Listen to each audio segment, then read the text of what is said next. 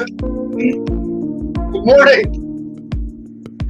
Good morning, everybody. Good morning. Welcome to Worldwide Sport Updates, your podcast, video podcast. We have so many surprises here on our podcast. We just like to come up with so many different things, you know. How's everybody doing on your weekend? What a snowstorm that we had, huh? I mean, a mini snowstorm here. We actually, to be honest with you, we dodged the bullet. We really did. We got lucky than most cities did. Atlantic City got 16 inches of snow. Austin got almost 2 feet of snow. Some cities in the state of Massachusetts got almost 3 feet, 4 feet of snow. It's incredible. I mean, this storm was crazy, but I hope everybody had a great weekend, though. I mean, hopefully everybody's having such a great weekend so far. And ladies and gentlemen, let me tell you this. Even though it's so cold outside, it is hot in here. You know why? Because playoff Sunday. You know, championship Sunday, folks. The NFC Championship and the AFC Championship. We are definitely so hyped. And I can't wait to get more because, man, do I have a lot to talk about. And especially, we're going to recap Sunday games of last week. So we're going to recap, how did the Chiefs make it to the AFC Championship?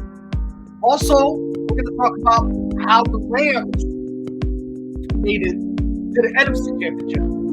So, last Sunday on my podcast segment, we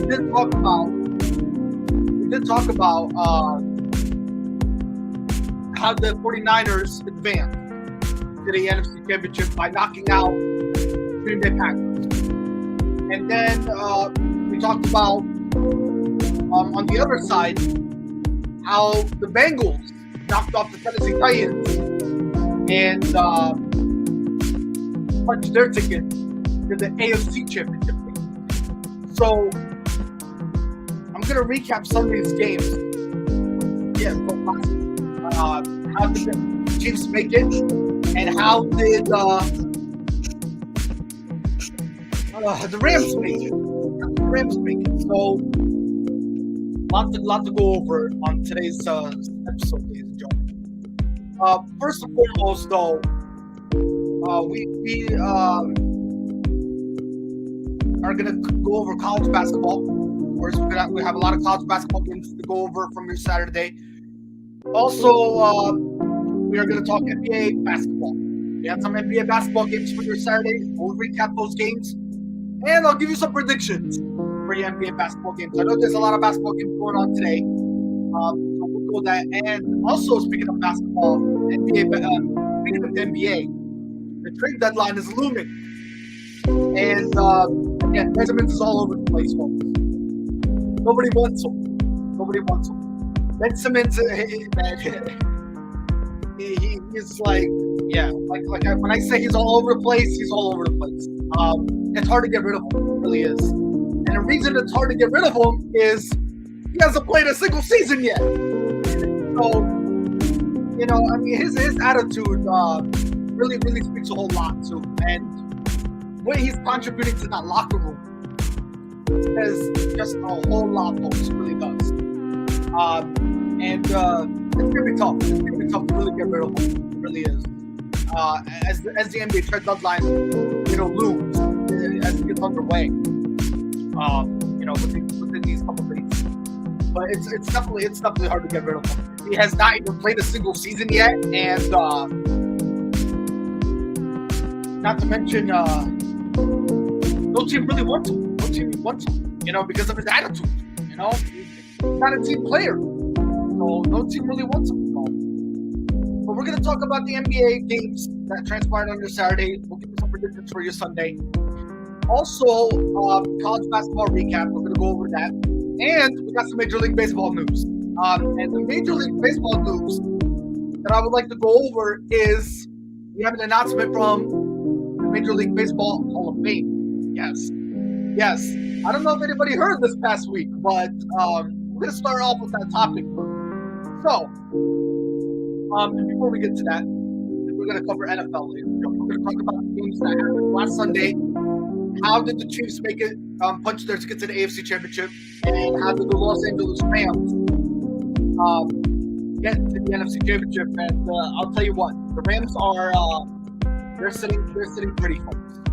They're sitting pretty. Look how much momentum is riding on the Los Angeles Rams right now. So we'll get to that. We will definitely get to that. All right, let's knock off our audio music here. By the way, this is beautiful music. This is relaxing music, by the way. It definitely is relaxing. Ladies and gentlemen, Worldwide Sport Updates, your podcast here in your local community on this Sunday, January 30th, 2022.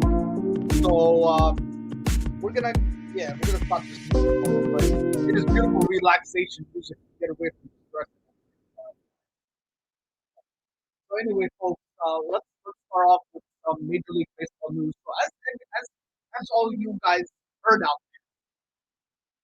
there, we do have a Hall of Famer, and he goes by.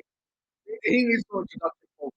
Former Boston Red Sox, David Ortiz, class of 2022. Congratulations to Mr. Ortiz. Well deserved, nonetheless. You're talking to a guy, again, who needs no introduction. He wore number 34, very proud. Throughout his Boston Red Sox career, he's a seven-time Silver Slugger. He also won the Hank Aaron Award winner. And he has 541 career home runs to his resume. He's a three-time World Series champion, 2013 World Series MVP. Ladies and gentlemen, he's a 10-time All-Star, and he's a number 34 all-time legend, folks. Congratulations to David Ortiz, ladies and gentlemen. This guy is a well-deserved Major League Baseball Hall of Famer, folks. And we cannot stress that enough. I mean, who better than to go out, David Ortiz? But the disappointing part about it is that some people did not make it to the Baseball Hall of Fame. Barry Bonds, Mr. Bonds did not make the Baseball Hall of Fame. And a lot of people actually wanted Bonds to win it more than anything else, but came up really short.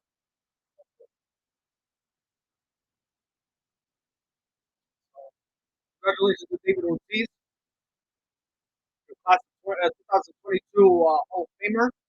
Again, great career nonetheless. You're talking to a guy who, again, he's a seven-time Silver Slugger. He achieved the Hank Award winner. He has 541 career home runs. He's a three-time World Series champion, a 2013 World Series MVP. He's a 10-time All-Star, and he wore number 34 as an all-time greatest legend in his Major League Baseball professional career. So, congratulations to Mr. David Ortiz on an amazing with the organization on a tremendous accomplishment. And he gets to, you know, enjoy his after retirement, right?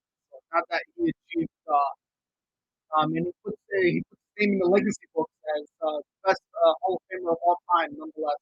So, great accomplishment nonetheless.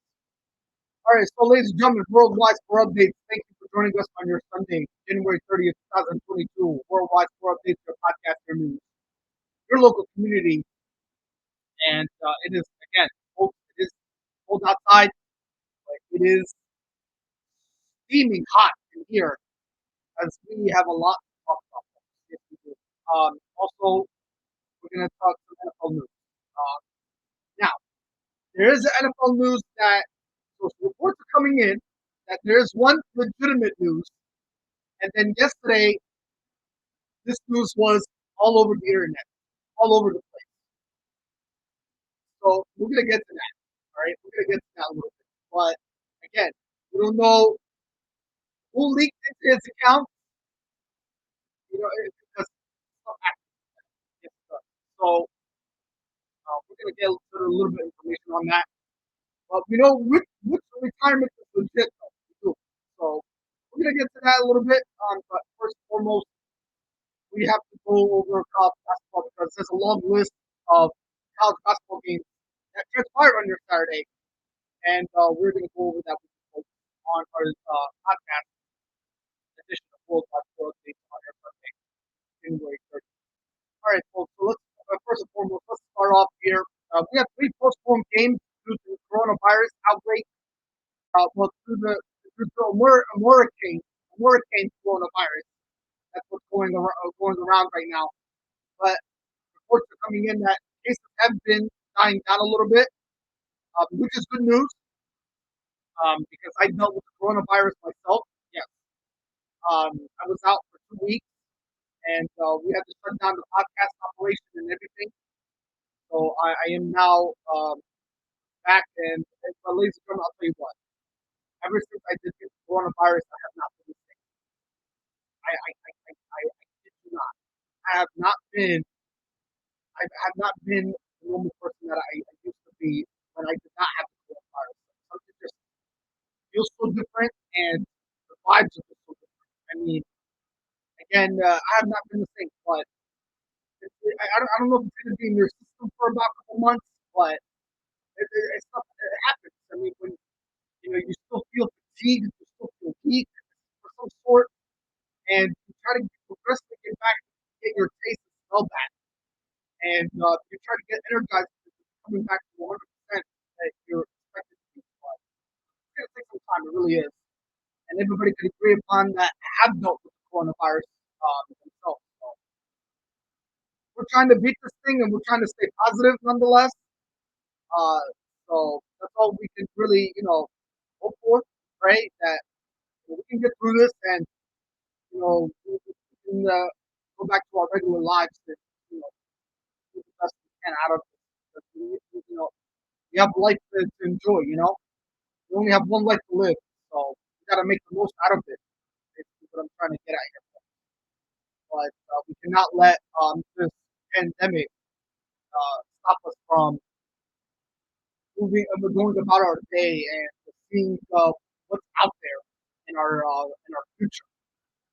So that's what it's all about.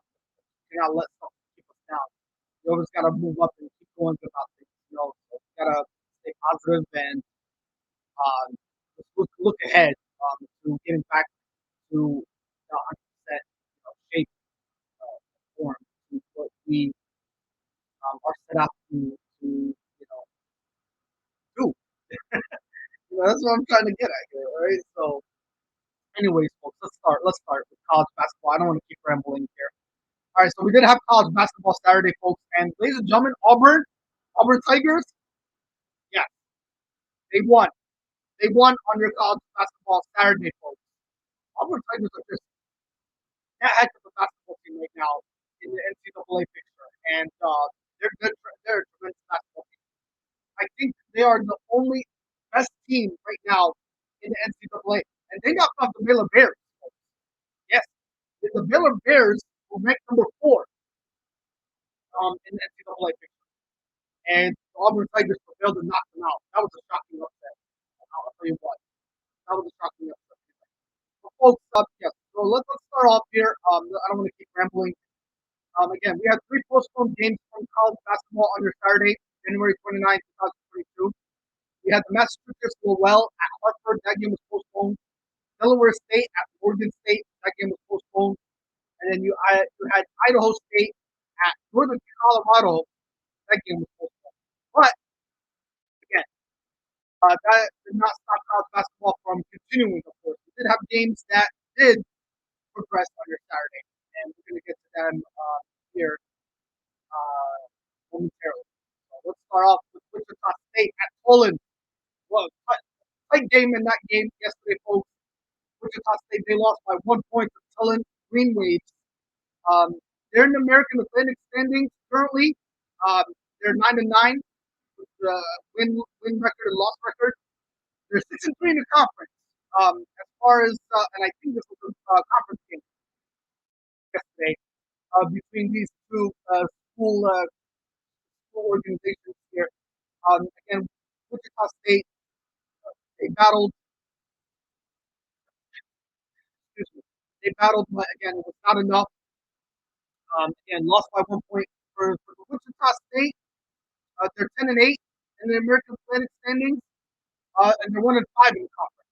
So not looking good for Wichita State. But Ellen Green Waves, they're 9-9 in the American Athletic standings, but they are commanding that conference lead at 6-3.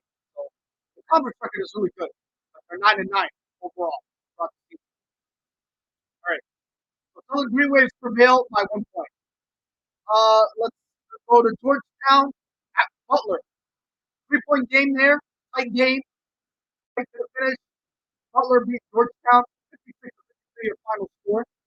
And I believe Butler is in the Big East standings. Yes. They're 11-10 on the season for the conference.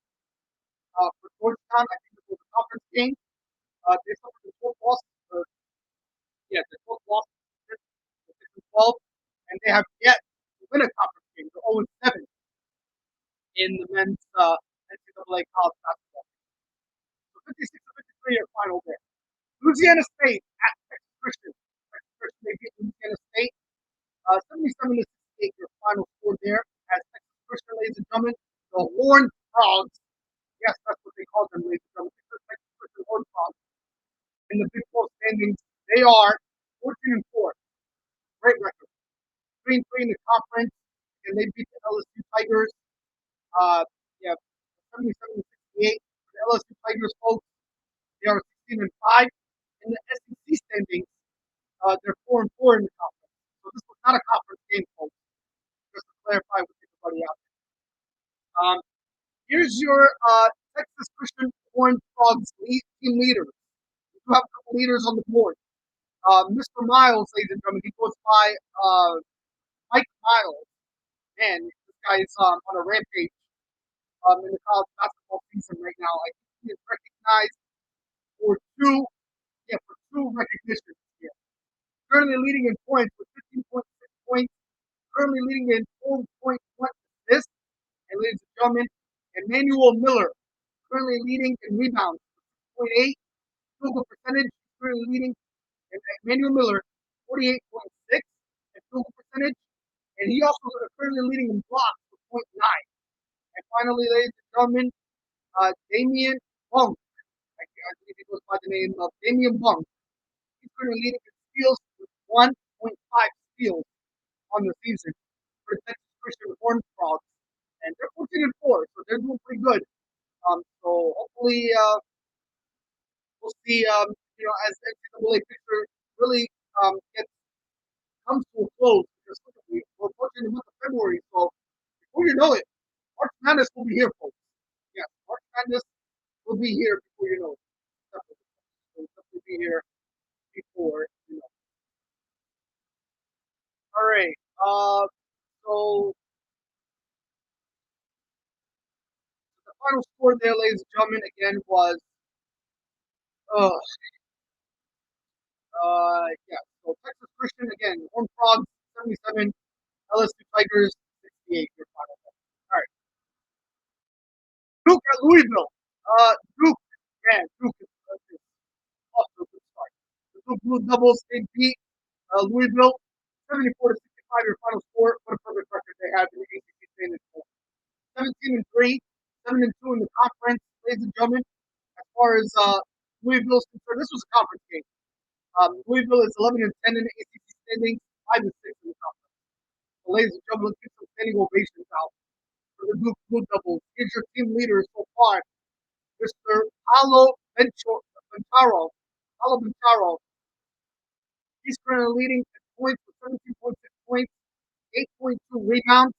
And ladies and gentlemen, you have Mr. Wendell Moore Jr. Wendell Moore Jr. is currently leading in assists with 4.6 assists. And you have also Mark Williams currently leading in 68.8 field goal percentage. And then you have Trevor Keels, who's currently leading in 1.9 steals as the team leader. And then finally, folks, again, Mark Williams currently leading in blocks with 3.2 blocks for the Duke Blue Devils. What a tremendous season the Blue Devils are having under Coach K. And this, again, folks, again, if you're not fully aware, this is Coach K's last season, folks, before retirement. So, what a good run the Blue Devils are definitely showing for Mr. Coach K, which this could be his final season, which definitely is going to be his final season, final run in the NCAA. So, they're going out with a bang here for the Blue Devils. And they're looking hot. They're looking hot, folks. So, they're sitting in great shape, the Blue Devils, and they're punching their tickets to the NCAA in March Madness. Yeah, 1 month away. Can you believe it? As we get into February, starting tomorrow, well, not tomorrow, Tuesday, folks, it's here before you know it. It's here before you know it. All right. Miami, Florida at Georgia Tech. Miami, Florida Hurricanes, they beat Georgia Tech 33 to 62 your final. Man, Miami Hurricanes, a great basketball team this shaping up to be. They're also in the ACC standing 16 and 5 is their record, and 8 and 2 in the conference, folks. And they're in first place. So Blue Devils are second place behind the Miami Hurricanes. Can you believe that? In ACC standing. And ladies and gentlemen, Miami Hurricanes prevailed 72 to 62.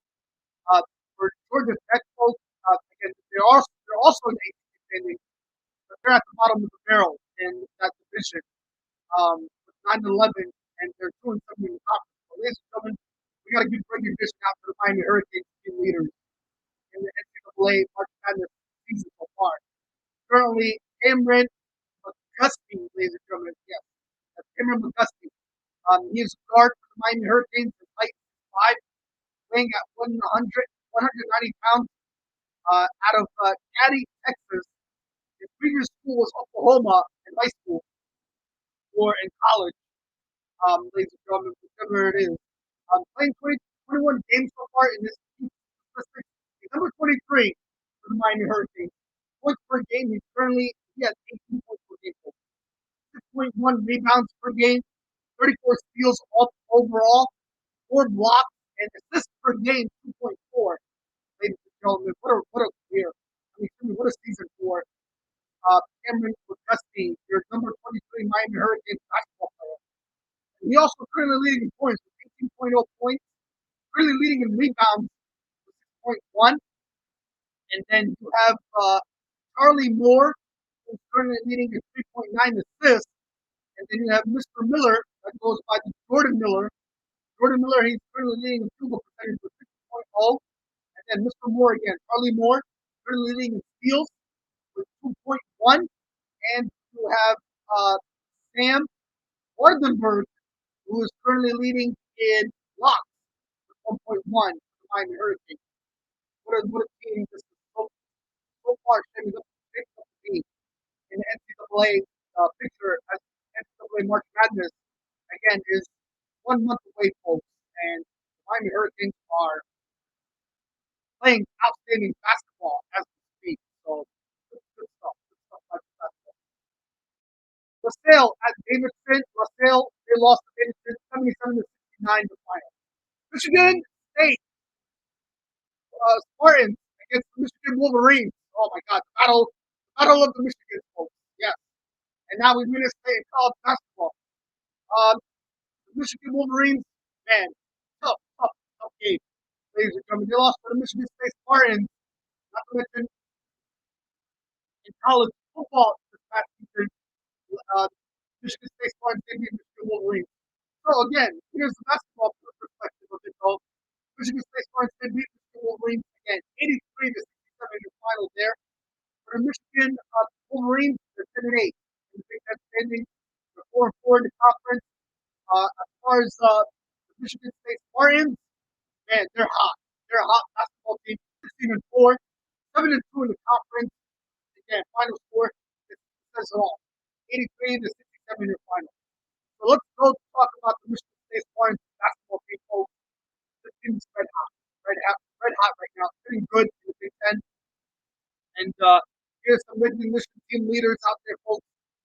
Gabe Brown is currently leading in points with 30.2. You have Tyson Walker, who's currently leading in 4.9 assists. And then you have Marcus Bingham Jr., who's currently leading at 6.9 rebounds. And then you have Mr. Hall, that goes by Malik Hall, who's currently leading at field goal percentage with 7.9. And then Walker, again, currently leading in steals with 1.2. And Bingham Jr., again, currently leading in blocks with 2.8. Ladies and gentlemen, Michigan State Orange Hall. Again, I mentioned this before, and I mentioned it again, they're a great basketball team. And they're definitely punching their ticket, and they're making themselves scarce for the NCAA March Madness. So this is a red hot basketball team too. Again, they're behind the Duke Blue Devils.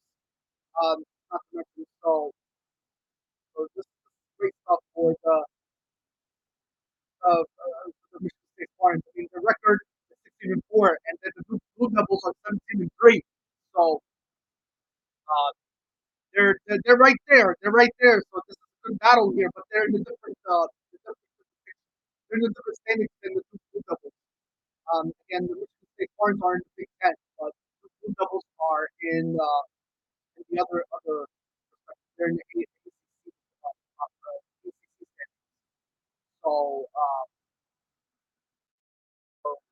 yeah, so the Blue Devils are in the ACC standings, but Michigan State Orange, man, they're knocking on the door. They're 16-4, so they're really not. They're not far away from the Duke Blue Devils, but so they're right there. They're right there. 83 to 67 year final. East Tennessee State at VMI. VMI they beat East Tennessee State 83-79 year final. Chattanooga at the Citadel. Chattanooga beat Citadel 75 to 62 year final. Chattanooga prevailed.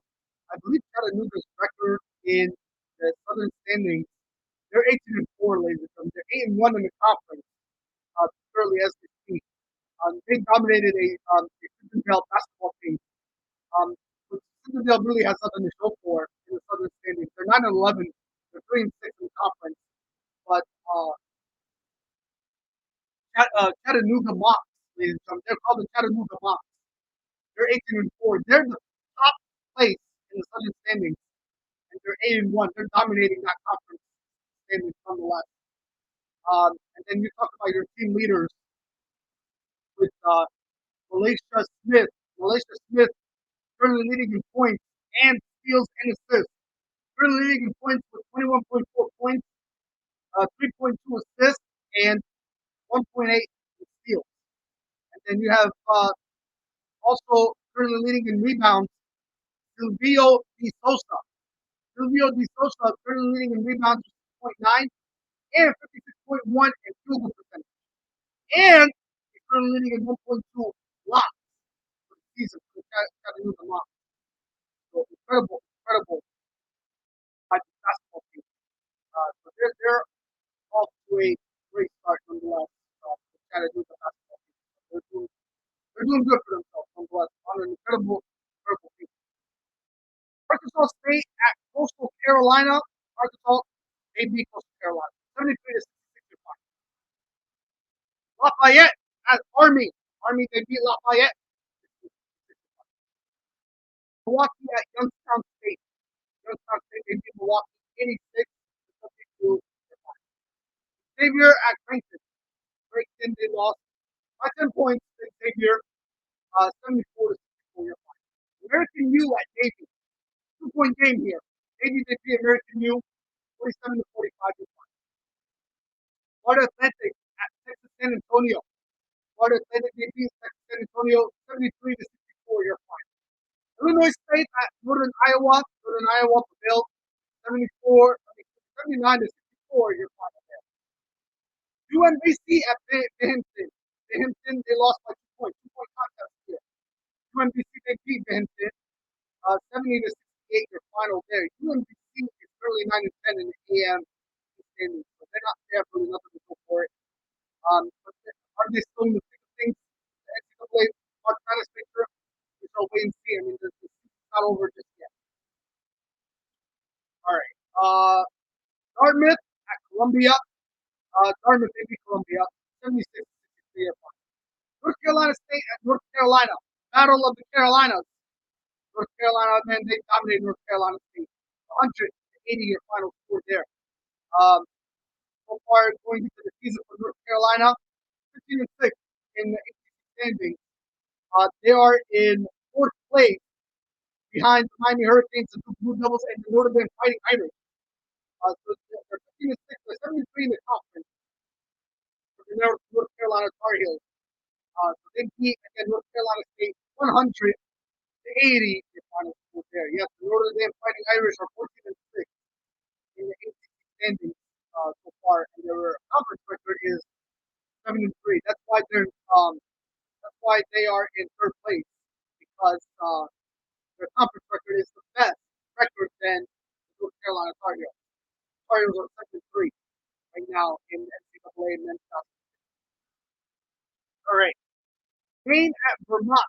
Vermont, they beat Maine 81-68 your final. High Point at Campbell. Campbell beat High Point 77-73 your final day. All right, all right. Let's continue. Drexel at Austin. Yeah, Drexel at Austin. Austin, they beat Drexel 56-63 your final. Stanford at Western Carolina. I lost by 10 points for Western Carolina basketball team. Stanford beat them 74-54 your final.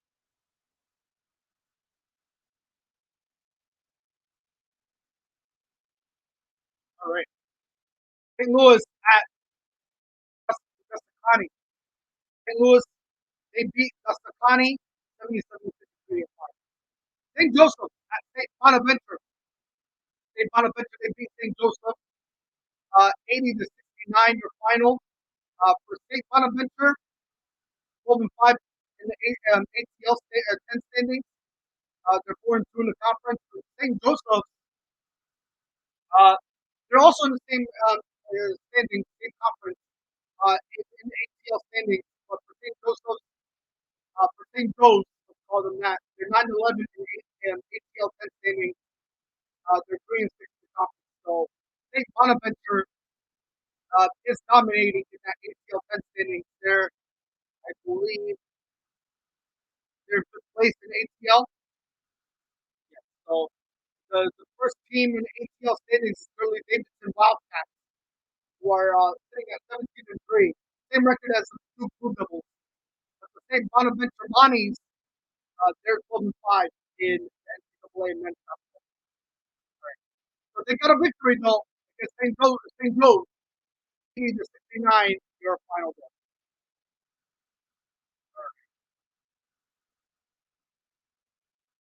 Missouri at Iowa State. Iowa State they beat Missouri 67-55. Oklahoma at Auburn Tigers. Yes, that's the game that we were talking about.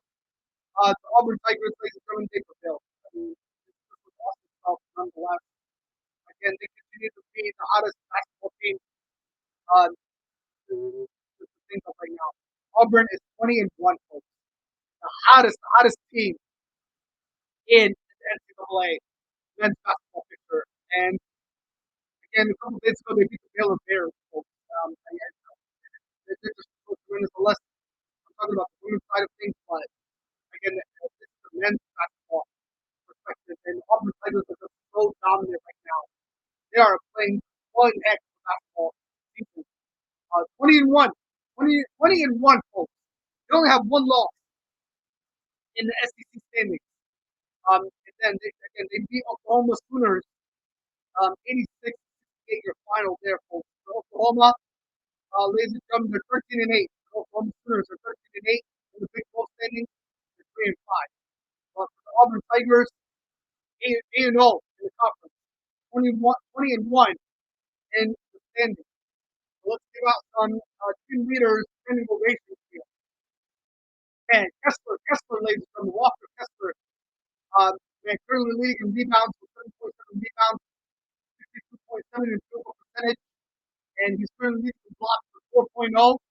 And then, ladies and gentlemen, you have A.B. Johnson, who's currently leading in 2.1 steals, and Willie Green Jr., excuse me, Wendell Green Jr., currently leading in 4.9 assists, and Mr. Smith, that is Jabari Smith, currently leading in 50.6 points in your team leader for the season.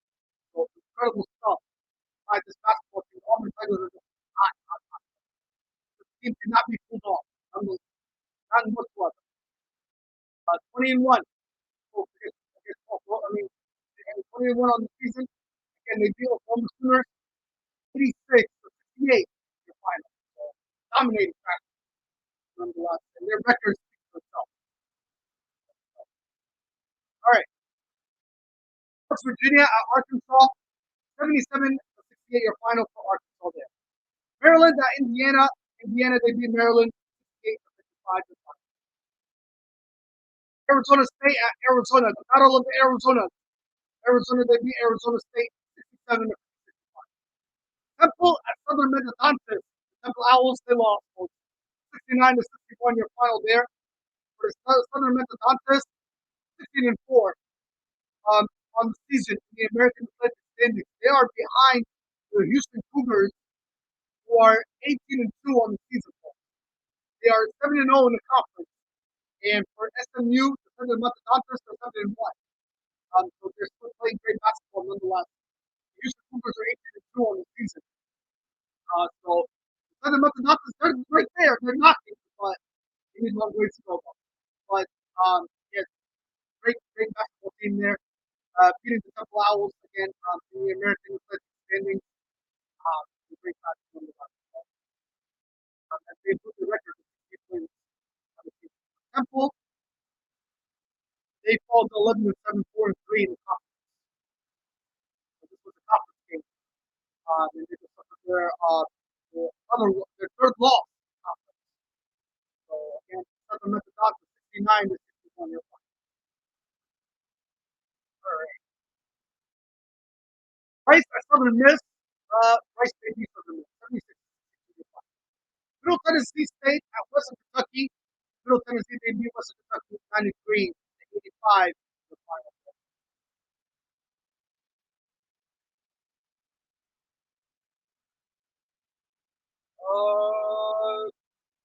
So yes, Western Kentucky they lost 90 to Middle Tennessee.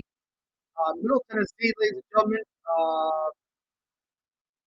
14 and 6 in CS, CS, yeah, CUSA standings, 5 and 2 in the conference. 93-85 was the final there. Middle Tennessee beating Western Kentucky, and that goes to the Middle Tennessee State Blue Raiders.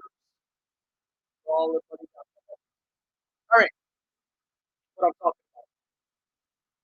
Okay, Tennessee Martin at Belmont.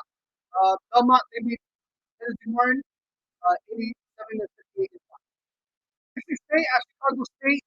Dixie State they beat Chicago State 79 65 to 5. St. Thomas at Western Illinois. St. Thomas they lost to Western Illinois 81 to 5. So yeah, Western Illinois beat St. Thomas 81 to 5. I believe Western Illinois they improved the record to 13 and 8 in the Summit and 4 and 5 in the conference. For St. Thomas, they're aimed 12 to 6 in the conference game. And Western Illinois prevailed against St. Thomas. All right. North Dakota State at South Dakota State, the Battle of the Dakotas. South Dakota prevailed against North Dakota 80 to 76. Miami, Ohio at Eastern Michigan. Eastern Michigan, they beat Miami, Ohio 85 to 75 by 10-point game there. Awesome stuff there at Eastern Michigan. Ladies and gentlemen, 8 and 11 on the season in the MAC standings, 3 and 5 in the conference. For Miami, Ohio, 9 and 10, 3 and 5 as well. Hold on one more stick at 3 and 5 in the conference game. And Michigan showed up in that conference game when it really matters for the Eastern Michigan Eagles, beating again Miami, Ohio by 10 points, 85 to 75 to 5. Winthrop at Longwood, Longwood they beat Winthrop 92-88. Illinois Chicago at Oakland, Oakland beat Illinois Chicago 81-74. Virginia Tech at Florida State, Virginia Tech they beat Florida State 85-72. Georgia State at UL Monroe, Georgia State beat UL Monroe 73-62. Eastern Michigan at Ball State, yes, Ball State they beat Eastern Michigan 83-72.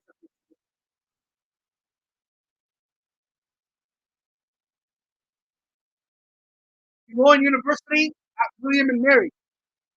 William and Mary prevailed against Rowan University 65-61. Northeastern at Charleston. Charleston they beat Northeastern 81-65. All right. So far so good in the NCAA basketball. All right. So let's keep the ball rolling here. Orel Roberts at Denver. Orel Roberts they lost. No, actually they beat them. Yeah, so by 9 points, 89-80 your final. For Oral Roberts, ladies and gentlemen, I believe they are 15-7 in the Summit standings. Yes, 9-2 in the conference. They are behind, I believe, in the South Dakota State Jack Rabbits. So South Dakota right now, the South Dakota State Jack Rabbits, they're 19-4, 10-0 in the conference. That's why they're in first place. So Oral Roberts is just right there right now, but they have 2 losses in the conference. They're 15-7, but they did an awesome job yesterday, though, beating beating Denver by 9 points, 89-80 your final there. Congratulations to Oral Roberts basketball team in beating Denver. Again, in great conference game fashion mode nonetheless. Denver is some of their 16th loss in the Summit Stadium. They fall to 4-7 in the conference nonetheless. So, Oral Roberts Golden Eagles prevail. All right. VCU at Richmond. VCU, they beat Richmond 64-65. Oklahoma State at Florida.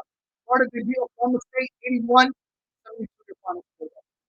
Again, ladies and gentlemen, Alabama Crimson Tide and the Baylor Bears. This is the game that I was talking about, actually. So I got mixed up between Auburn Tigers and Alabama. Alabama, folks, is 14-7 in the SEC standings. Alabama Crimson Tide is doing good. 4-4 in the conference.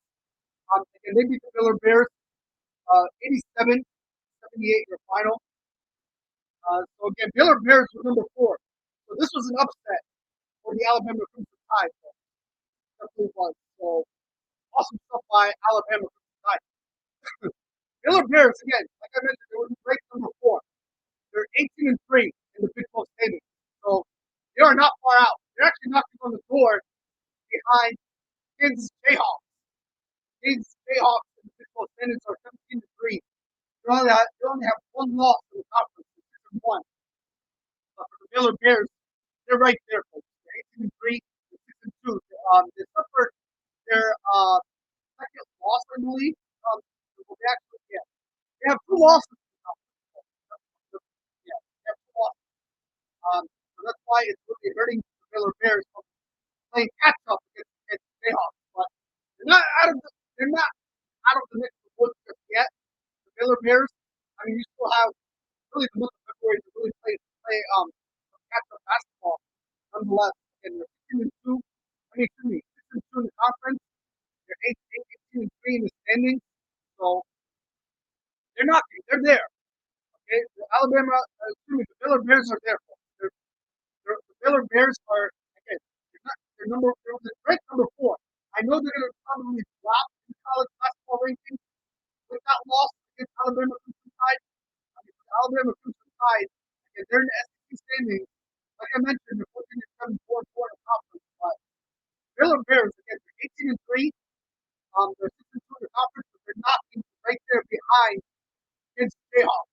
Again, the 6-1 against the Jayhawks. They're 17-3. But for the Baylor Bears, let's give out some team leaders recognition, folks. Currently leading so far your team leader, LJ Cryer, in points with 13.9 points going into the season. And he's also currently leading assists. James Kinjo, Kinjo, if I'm pronouncing that right. James Kinjo, he's currently leading at 5.7 assists and also currently leading 2.2 steals. And then you have, ladies and gentlemen, Jonathan Samoa, Takakua, yeah, Takakua, ladies and gentlemen, that's Jonathan Samoa, Tashamua, Jonathan Tashamua, Takakua, ladies and gentlemen, is currently leading at 7.3 rebounds. He's also currently leading at 66.4 field goal percentage. And then you have, ladies and gentlemen, Flo Hambaha, ladies and gentlemen, he's currently leading the blocks with 1.0 blocks going in season so far as team leader. Those are your recognition for the Baylor Bears. So awesome stuff. They're again 18-3, 6-2 in the conference. They beat, again, they lost Alabama for 87 to 78. All right. Delaware at James Madison. James Madison, they lost to Delaware 85 to 65. Central Michigan at Northern Illinois. Central Michigan, they beat Northern Illinois 69 to 65. Blue Rock at Appalachian State. Appalachian State, they beat Blue Rock 72 to 75. Alabama Christian at Lamar. Alabama, they beat Lamar by 3 points, 85. Eastern Kentucky at Spencer. Man, what a big game this was, ladies and gentlemen. Spencer, they beat Eastern Kentucky 113 to 95. Spencer, they're 9 and 12, 3 and 5 in the conference, but again, they put on a heck of a performance. They put up 113 points against Eastern Kentucky. Again, and they did it against a basketball team that is 10 and 12 in the ASUN standings, and they're 2 and 6 in the conference. So that's the record that speaks for itself right there. So 113 to 95 your final, ladies and gentlemen, for Spencer Hatter. All right, so that's your ball game. UNC Asheville at Presbyterian. Yeah, yeah, Presbyterian. Presbyterian basketball team against UNC Asheville. Presbyterian, they lost by 1 point to UNC Asheville 68 75. South Carolina Upstate at North Carolina AT&T. South Carolina Upstate, they beat AT&T. North Carolina AT&T by 20 points. 84 to 64. In Houston State at Seattle. Seattle, they beat Houston State 78 to 65. The final score. Long Beach State at UC Davis. Long Beach, they beat UC Davis 70-63 or final. Kansas State at Mississippi. Mississippi, they beat Kansas State 67-56 or final score. Texas A&M at Northwestern State. Texas A&M, they lost to Northwestern State. Yeah, 90-76 or final score. Southern at Alcorn.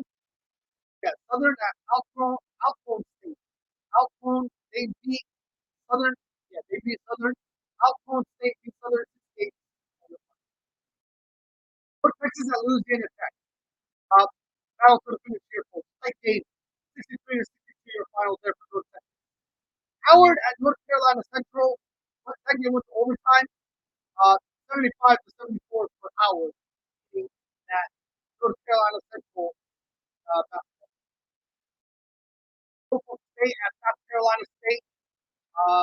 Norfolk State beat South Carolina 87 to 65. Maryland Eastern Shore at Coppin State.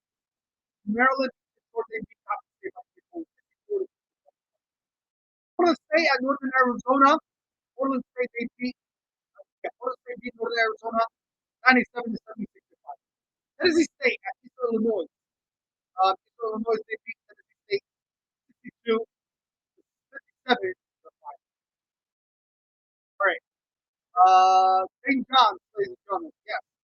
St. John's at Villanova. Villanova Wildcats. The Villanova Wildcats, they beat St. John's 73-62 your final.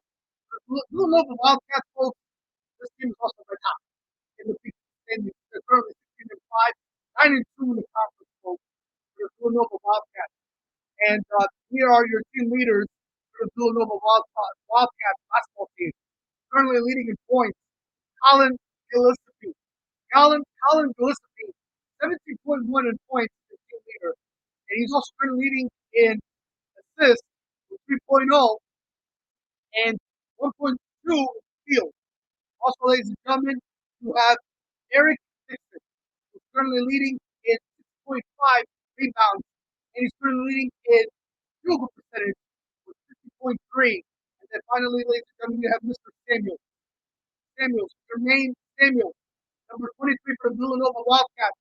He plays the forward position. 6'7", 430 pounds, out of Franklin, Massachusetts. He went to Rivers School. He plays 21 games so far. Points per game, 10. Rebounds per game, 6.3. 14 steals overall. 18 blocks. Assists per game, 1.4 for Jermaine Samuels.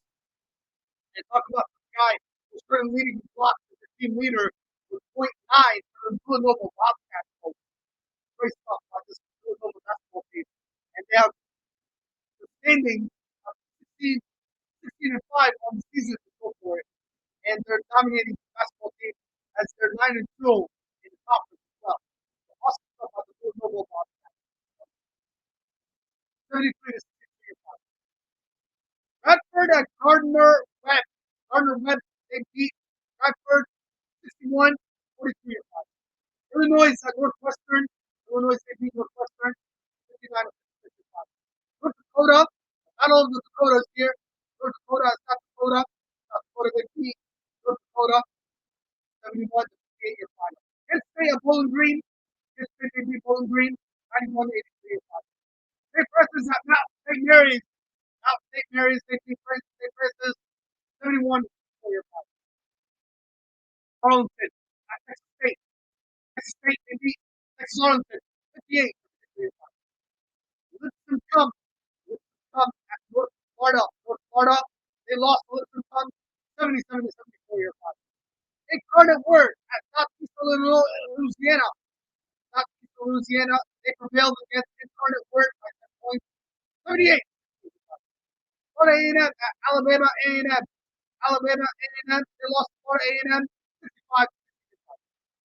Morehead State at Maury State. Maury State, they beat Morehead State. SIU Edwardsville at CE. Missouri State. Southern Eastern Missouri State, they beat SIU Edwardsville 85-75. Arkansas Pine Bluff at Mississippi Valley State. Mississippi Valley State, they beat Arkansas Pine Bluff.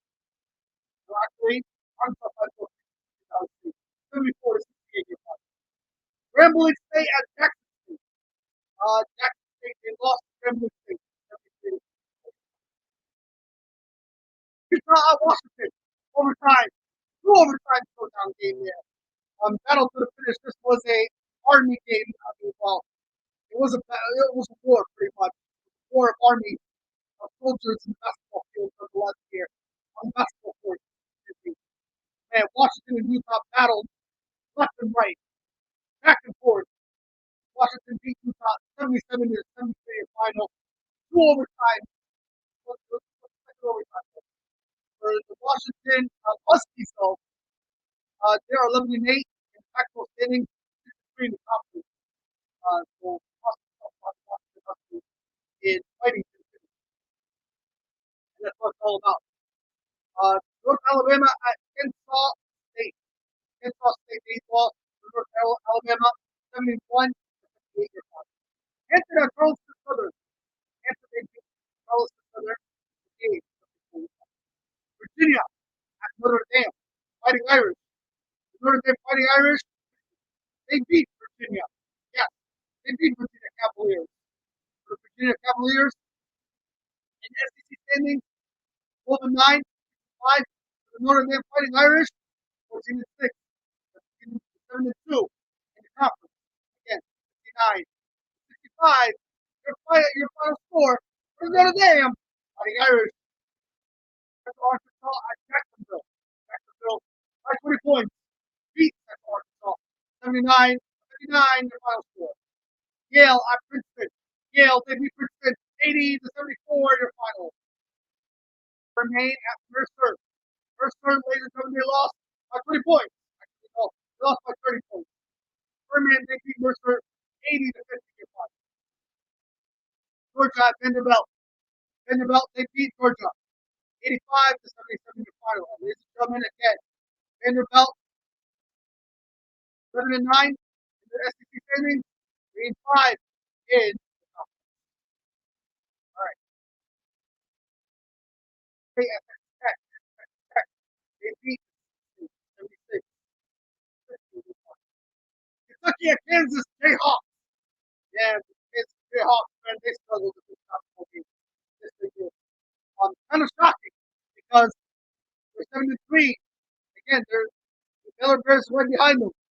So this was their third loss of the season. One in the conference. And they lost to Kentucky, 80-62, your final there. So Kentucky, they're 17-4. They're 6-2 in the conference. They're behind Auburn Tigers in the SEC. So Kentucky Wildcats are 17-4. They lost. This kind of hurts the Kansas Jayhawks basketball team. Lose to Kentucky 80-63 final there. Third loss for the Kansas Jayhawks. All right. Idaho at Montana State. Montana State, they beat Idaho 70-64, your final. Texas Southern at Pierre UAM. Overtime game. Texas Southern, they beat by 1 point. By into the nose. 75-74 by 1 point. That's Texas Southern prevailed against Pierre UAM. Connecticut, yes, and up Connecticut by 7 points. They beat Paul 57-50 your final. Excuse me, for the Connecticut Huskies, they are 15-4 on the season. They're 62 in the conference. Right now, here are your team leaders for the Connecticut Huskies, ladies and gentlemen. Give your standing ovation to R.J. Cole, who's currently leading at 50.1 points, currently leading at 4.6 assists, and currently leading at 1.4 steals on the season. Ladies and gentlemen, Andre Jackson, currently leading 7.8 in rebounds. And also, ladies and gentlemen, Adam Onogo, currently leading 53.3 in field goal percentage. And finally, he's also currently leading in blocks on the season with 2.3 as your team leader for the Connecticut Huskies as they prevailed against Paul 57-50. All right. Rutgers at Nebraska. 2-point game there. Battle to the finish. 63-61 your final score. Greensboro at Woodford. Woodford, they beat Greensboro 85-6 your final. Apostera at UNC Wilmington. Wilmington, they beat Apostera at 8. Albany at NJIT. Albany, they beat NJIT 64-53 your final for Albany. Alabama at Florida Gulf Coast. Alabama, they beat Florida Gulf Coast 74-63 your final there for Alabama. Jacksonville State at Liberty. Jacksonville State, they beat Liberty by 10 points. 77-67 South Alabama at Detroit. Detroit, they beat South Alabama 77-68 your final. Detroit, ladies and gentlemen, 14-7 in the NFL standings, 5-3 in the conference. Green Bay out Robert Morris. Robert Morris, they beat Green Bay 62. San Diego at Loyola Marymount. Marymount, they lost to San Diego 69-65 your final. Santa Clara at San Francisco. San Francisco, they beat Santa Clara 88-65 your final. Charlotte at Old Canadian. Charlotte, they lost to Old Canadian 68-62. The Old Canadian, ladies and gentlemen, they are involved in the CUSA standing, baseball 4 is up. Again, final 68-2. Ultimatum Freedom Strong. All right. Let's continue. All right. Ultimatum again beating Charlotte 8-2. All right. UAB at Marshall. Marshall beat UAB 84-81 to final. California, Southern California, Battle of the Californians. Yes, 79, 72. The final score there from Southern California basketball team. Southern California, the USC, the USC Trojans, Southern California Trojans, who are 18 and 3 in the Pac-12 standings, 8 and 3 in the conference, from beating California. This was the conference team. California falls to 9 and 12, 2 and 8 in the conference. So USC Trojans, they prevail 79-72 the final for the Trojans. Houston Cougars at Central Florida. Central Cougars dominated 53-49. They that record against for itself. They're 18-2 and American Athletic standings 7-0 undefeated in the conference. And this was a conference game. So they dominated Central Florida against Central Florida's 7 loss that they suffered the 4-5 in the conference. All right. CSU Fullerton at UC Riverside. Riverside they beat Fullerton 7. Bethune Cookman at Alabama State. Alabama State beat Bethune Cookman 79-73. South Florida and Tulsa. Also they beat South Florida 76-25. Emerson at St. Mary's. Emerson, they lost St. Mary's 81-75. Tarleton State at Texas Rio Grande Valley. Texas Rio Grande Valley, they lost to Tarleton State 79-74. Nicholas State at Houston Baptist. Nicholas State at Houston Baptist 76-45. Wake Forest against Syracuse Orange. Wake Forest Damian Deacons. Again, they lost Syracuse Orange 94-72 the final. And they served for Syracuse Orange 10-11 on the season. Wake Forest, they suffered their fifth loss of the season. The ACC standings, they're 13-5, 7-4 in top. All right. Georgia Southern at UR Lafayette. UR Lafayette, they lost by 1 point against Georgia Southern, 66-65 by into the nose. UR Lafayette, they lost. And UR Lafayette, Raging Cajun, 9-10 on the season, 4-5 for the UR Lafayette. Against Georgia Southern, ladies and gentlemen, this was a conference game. They're 10-9 in the SL standings, 3-5 in the conference. So UR Lafayette, they lost by 1 point. Evansville at Missouri State. Missouri State, they beat Evansville 72-8 in final game. Tennessee at Texas. Tennessee, they lost by 1 point. Texas, 52-51. Kansas State, Kansas State, Kansas City at Nebraska Omaha. Nebraska Omaha, they beat Kansas City by 1 point, 69-68. Kansas City falls in the Summit standings, 12-9, 5-4. The Kansas City Blues. Kansas City Blues. 12-9 in the Summit standings, 5-4 in the conference. For Nebraska Omaha, they're 4-18. So this is their fourth victory of the season. And what a good way to do it by beating Kansas City by 1 point. But again, they did a winning team nonetheless. So Nebraska Omaha, again, this is their fourth win of the season, 4-18. They're 3-8 in the conference. So right there.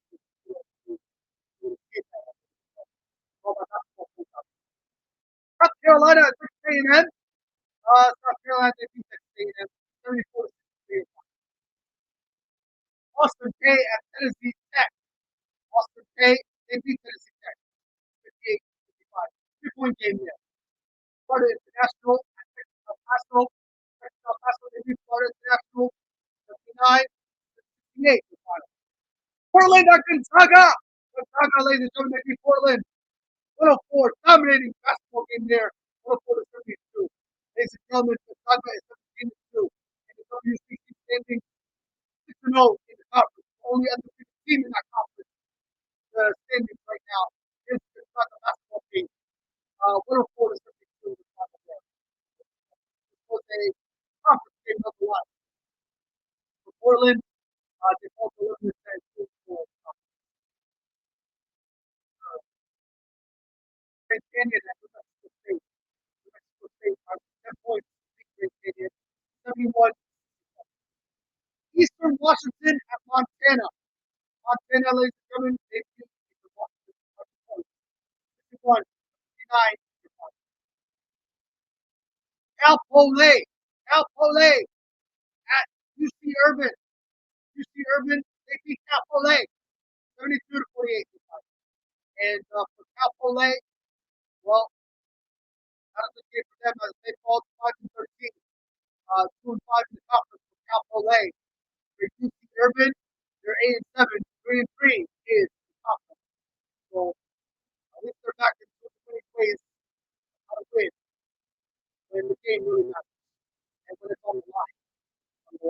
So uh, victory there for UC Urban. All right, Stanford at UCLA.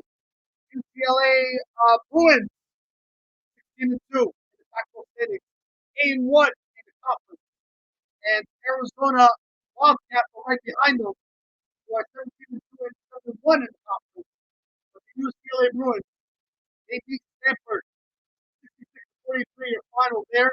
Again, 16 and 2 and 8 and 1 in the conference for the UCLA Bruins.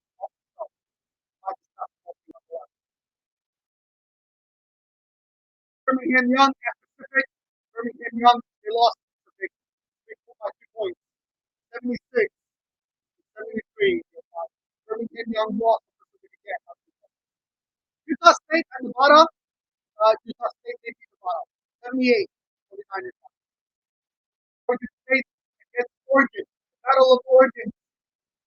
Oregon, they beat Oregon State 78.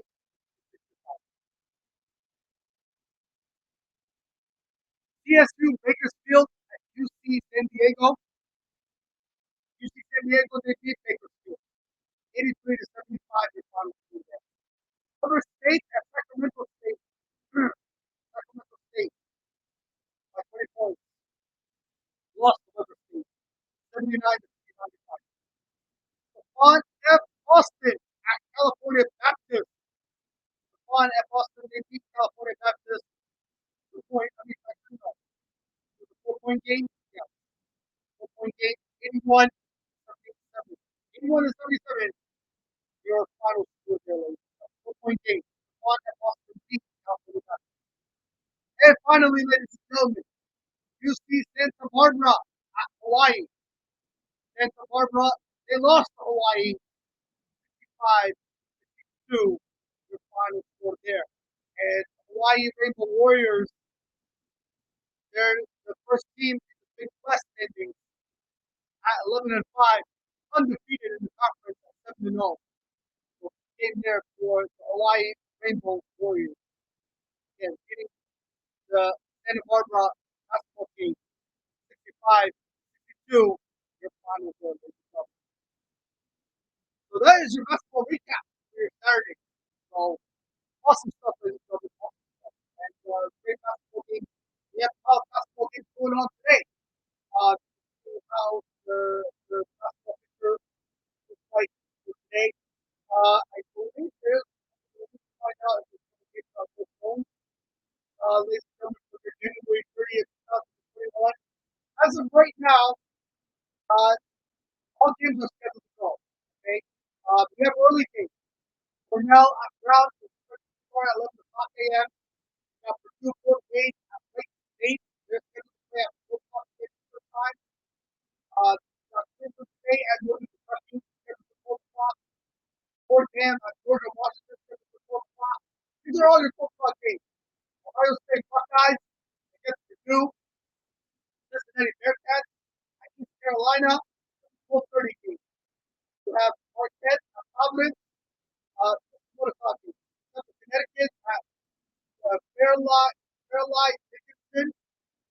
Then you have LIU at Bryant, Minnesota at Wisconsin, St. Peter's at Iona, and then you have Niagara at Portsmouth, New Jersey.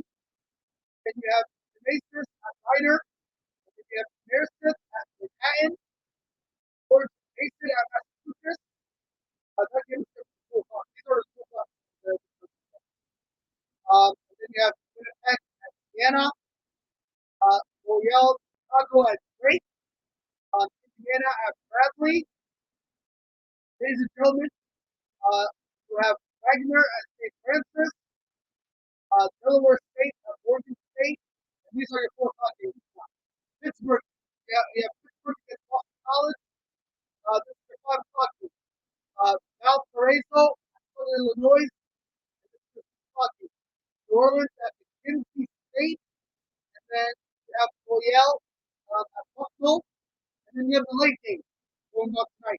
Colorado at Washington State, scheduled for 10 o'clock again. So enjoy those basketball games, folks. College basketball Sunday continues.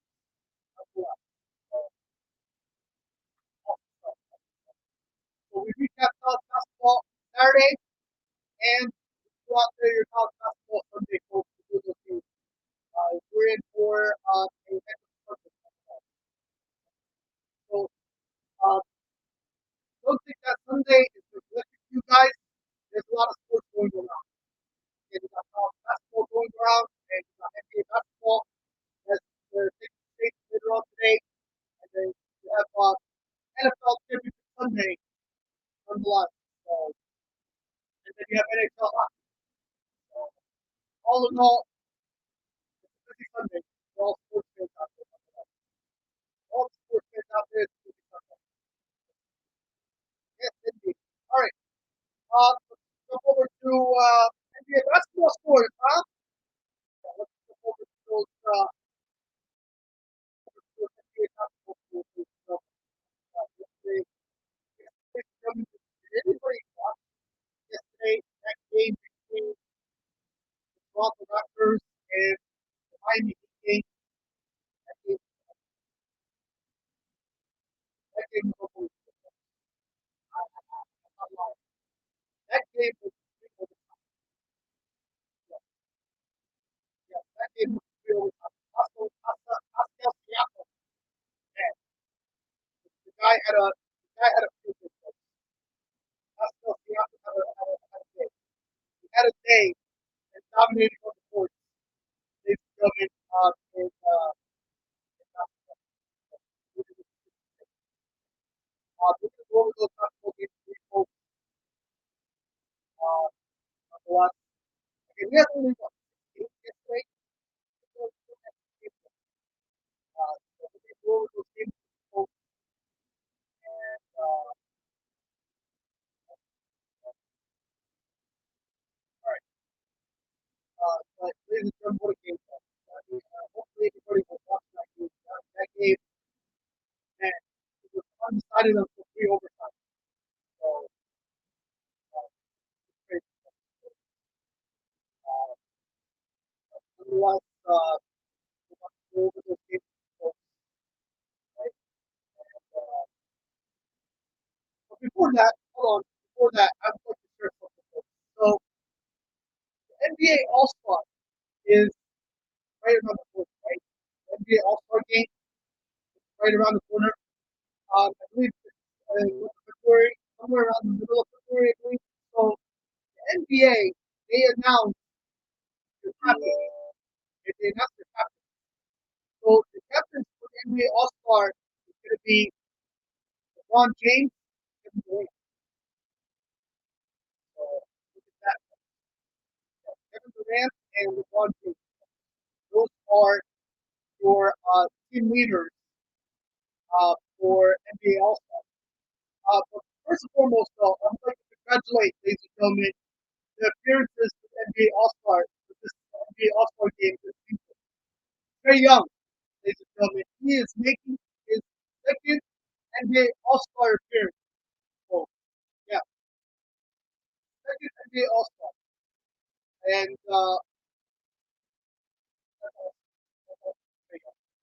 both deserved.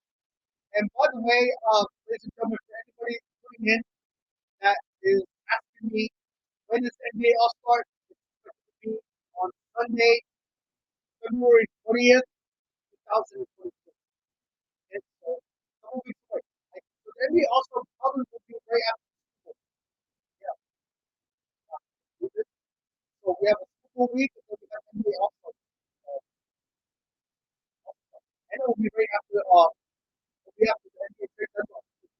Uh, Great stuff. Great stuff. All right. So with that being said, congratulations to DeMar DeRozan, his fifth NBA All Star appearance. And then, ladies and gentlemen, we have Joel Embiid. Oh my God, man. Joel Embiid is on his A game. He is on his A game nonetheless. This guy is playing phenomenal basketball on the court. Dominating on both sides.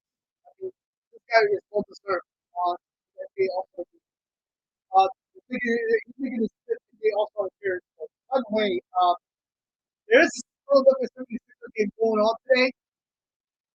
For anybody that's going out driving to Philadelphia, please be careful. All right. I know Philadelphia got almost what 6 inches of snow, so be careful traveling up there to watch the game this afternoon. I know there's a lot of roads out there still, and roads are still untreated. So be careful going traveling to Philadelphia.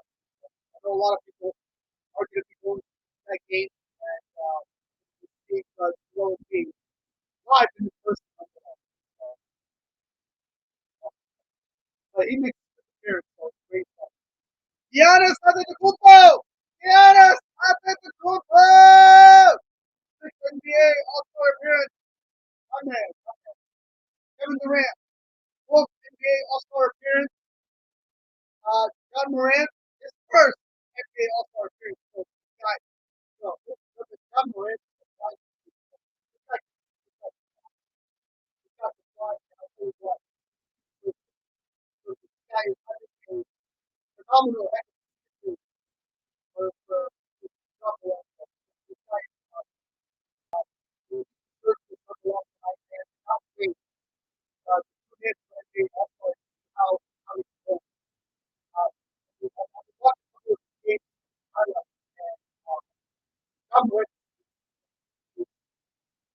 This guy has another firstly on a heck of a run this season nonetheless. Folks, Stephen Curry, 8 NBA appearance, and Andrew Wiggins, his first NBA All-Star appearance. Nikola Jokic, fourth All-Star NBA appearance.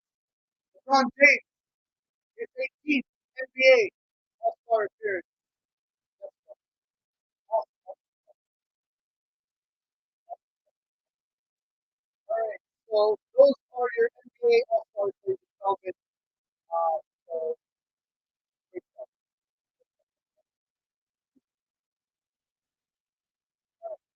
also, NBA news over the share with everybody.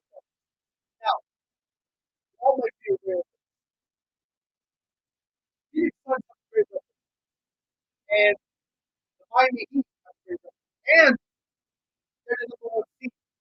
But you know that both the Miami Heat and the Phoenix Suns, they don't have anybody going to the All-Star game. They have 0 All-Stars, and they're the number one seed, and they have the best record.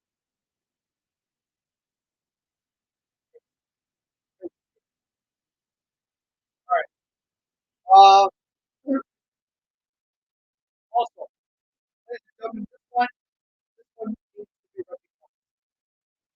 Former NBA basketball player, two-time champion, Vinny Johnson has donated $1 million to the Detroit homeless shelter, and it will go towards residential units and a new health. And this guy, awesome stuff by the two-time NBA champion Jimmy Johnson, former NBA All-Star, former NBA player Jimmy Johnson. This guy, I salute him. This is what true heroes is all about. He's definitely an inspiration to the city of Detroit, donating again $1 million for the homeless shelter, and going towards also residential units, and they do help with awesome stuff. So great stuff. Uh, go over, ladies and gentlemen, basketball news that happened on. We're gonna go over.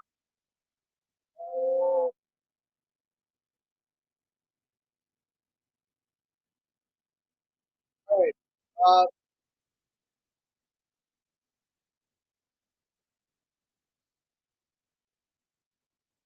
so, all right. Here we go. All right. So we have games for this game.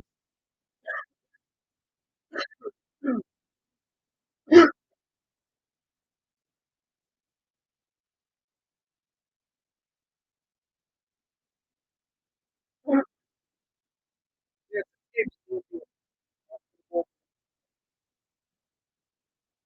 Jason Tatum yesterday beat the New Orleans Pelicans by 10 points, 107 to 97 your final score, as the Pelicans fall to 18 to 31. We give the Celtics, they improved to 46 to 45. Jason Tatum had 38 points, 8 rebounds, 7 assists, and 3 steals. And yesterday, basketball forward. And ladies and gentlemen, this is the game I was talking about. Um, basketball fiasco. This guy had lights out basketball showing on beating Miami Heat 124 to 120 in 3 overtime. That game was a three overtime game. Yesterday, down in South Florida. 124 to 120 is your final. The Toronto Raptors, they improved the record to 24 and 23. Miami Heat, they fall to 32 and 18 on the season. Pascal Siakam, ladies and gentlemen, standing ovation for him. What a game he had last night. 21 points, 13 rebounds, 6 assists, 4 steals, 4 blocks. Pascal Siakam. Andrew Wiggins, your NBA All-Star, making his first appearance, beat the Brooklyn Nets. And the Brooklyn Nets didn't even have James Harden in the lineup yesterday. Yes, James Harden did not play yesterday. But the Golden State Warriors, they prevailed. Golden State Warriors, they beat Brooklyn Nets 110 to 106 as Golden State move on to 37 and 13. Brooklyn Nets, they fall to 29 and 20. Andrew Wiggins at 24 points, 8 rebounds, 3 steals, and 3 blocks.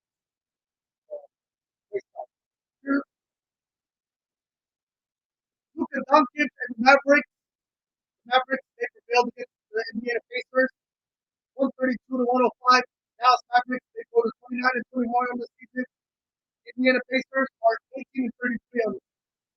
Luka Doncic at 30 points, 6 rebounds, 12 assists, and 2 blocks. Joel Embiid beat Sacramento Kings 103-101 in your final. And finally, ladies and gentlemen, the Memphis Grizzlies, they beat the Washington basketball team, yes, 115 to 95. 115 to 95. So they beat the Washington basketball team, Bradley Beal. So awesome stuff there by the Memphis Grizzlies. Again, Memphis Grizzlies beating the Washington Grizzlies 115 to 95 in the final score there. And the Memphis Grizzlies Grizzlies, ladies and gentlemen, got Morant at 34 points. He played 34 minutes of basketball. He had 32. He had 3 rebounds and 2 assists. And Steven Adams had 10 points. Uh, Darren Jackson Jr. had 10 points, and John Hoffner, he had 7 points. Desmond Bain at 19 points, and Anthony Milton at 13 points. So, ladies and gentlemen, the Grizzlies dominating fashion in beating the Washington Wizards 115 to 95. And it was 20 points. And Memphis Grizzlies improved their record to 35 to 17 on the season. Washington Wizards were 23 and 26. So, great game nonetheless. Those were your basketball recaps for your Saturday. We have so let's give you some predictions for your Sunday. For your Sunday nonetheless. So, let's go over those with you folks. So we have Sunday games for the NBA. This afternoon, we have the Charlotte Hornets against the Los Angeles Clippers. That's scheduled for 1 o'clock p.m. I like the Hornets in that one. Lakers against the Hawks. Let's go with the Hawks. 1 o'clock p.m. Eastern Time today. 3:30 p.m. Eastern Time. We have the Trailblazers against the Chicago Bulls.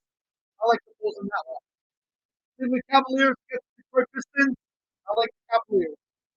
Scheduled for 6 o'clock p.m. Eastern Time tonight. Scheduled for 7 o'clock p.m. Eastern Time tonight. You got the Denver Nuggets against the Milwaukee Bucks. I like the Milwaukee Bucks in that one. Dallas Mavericks at Orlando Magic. Mavericks at this point. That game is scheduled for 7 o'clock p.m.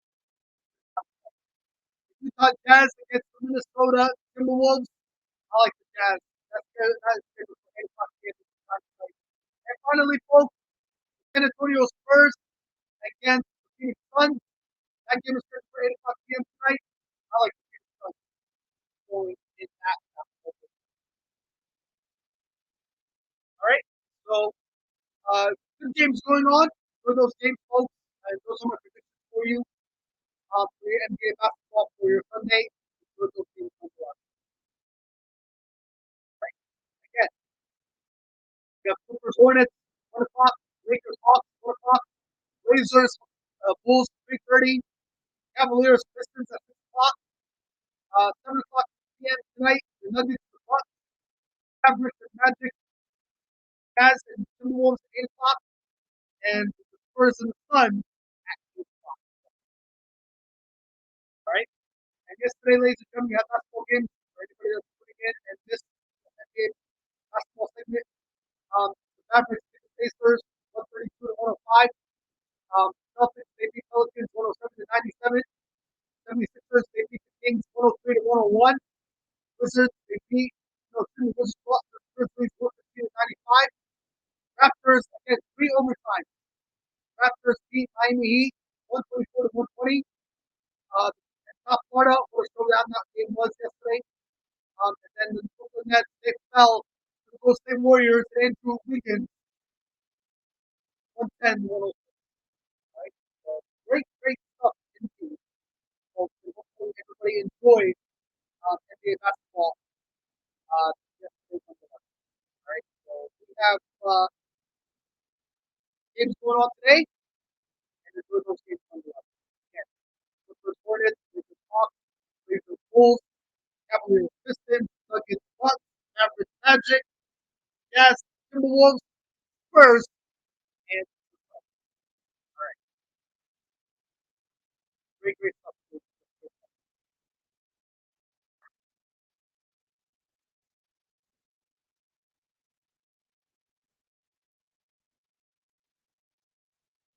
All right, so we went over NBA. Uh,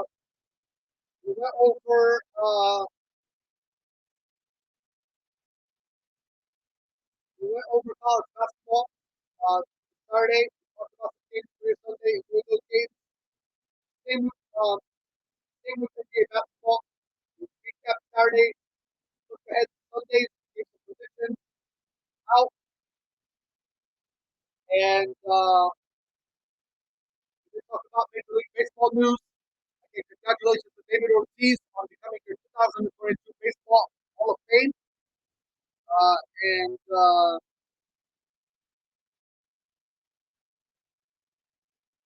yeah, so we're going to move over to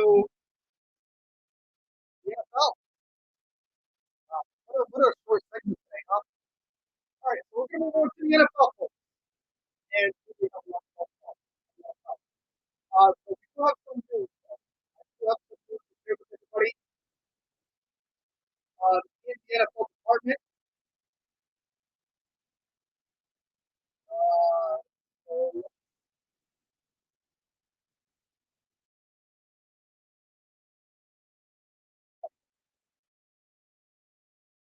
go over. All right, so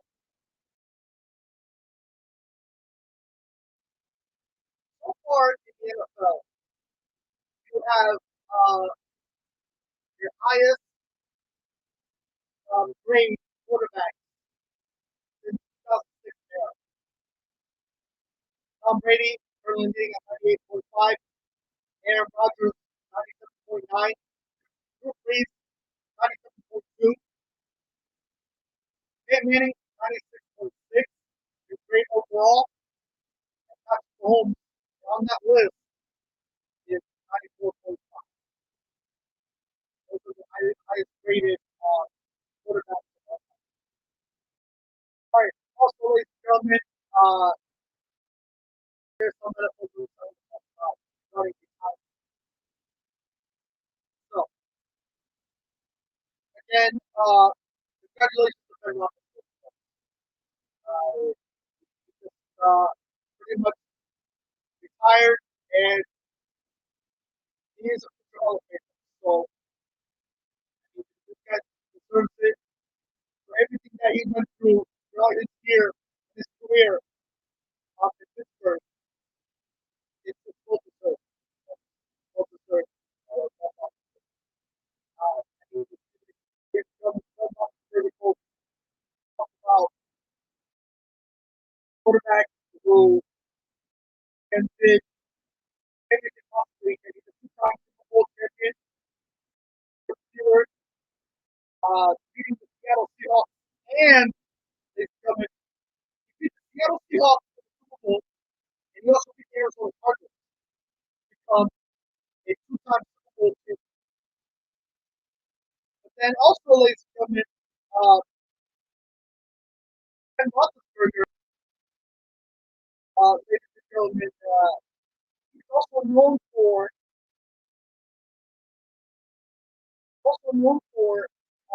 as your quarterback who, in 18 seasons, Steelers are the most in NFL history for any quarterback to spend his entire career with one franchise. Crazy, right? Crazy, crazy stuff by Ben Roethlisberger. So, what a career for Ben Roethlisberger. If you look at, again, look at Ben Roethlisberger's career, that, and what you can say about a quarterback who, again, every year going out great, great, going out, you call a favorite in my eyes. If you think about it, look at this. Here is tremendous. He got drafted back in 2004. Um, Again, played 14 games in his rookie season. He had 17 touchdowns, 11 interceptions, quarterback rating of 98.1. Ladies and gentlemen, it is,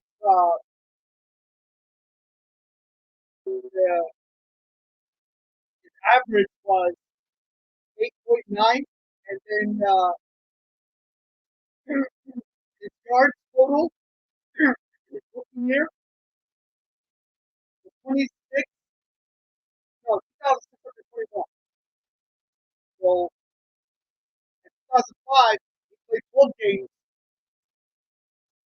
he had 32 touchdowns, 9 interceptions, quarterback rating of 98.6. 2006, played 15 games. Ladies and gentlemen, 18 touchdowns, 23 interceptions. Yeah, 23 interceptions was the longest. Yeah, he had 18 touchdowns and 23 interceptions. Quarterback rating was 75.4. In 2007, he played 15 games. He had 32 touchdowns, 11 interceptions. 2007 was the best year. 104.1 quarterback rating. In 2008, he played all 16 games. 17 touchdowns, 15 interceptions. Quarterback rating of 80.1. And then in 2009, 15 games he played, 46 touchdowns, 12 interceptions. Quarterback rating of 100.5.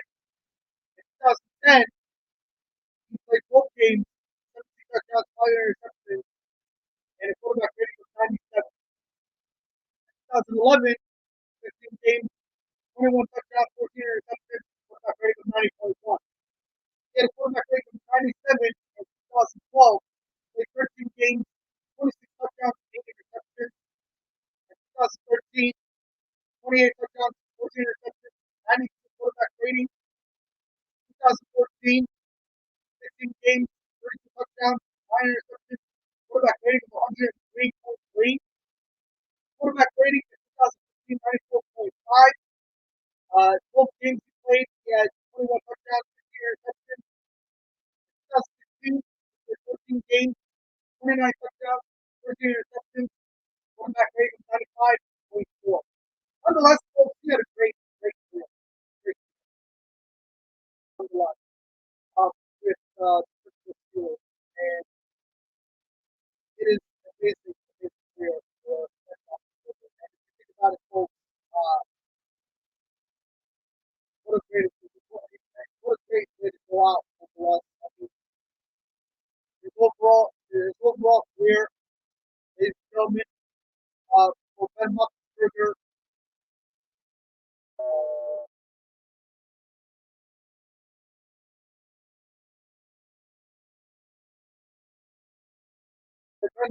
for Ben Roethlisberger, ladies and gentlemen, he had 418 touchdowns and 411 interceptions, and a quarterback rating of 93.5 to finish off his career. So,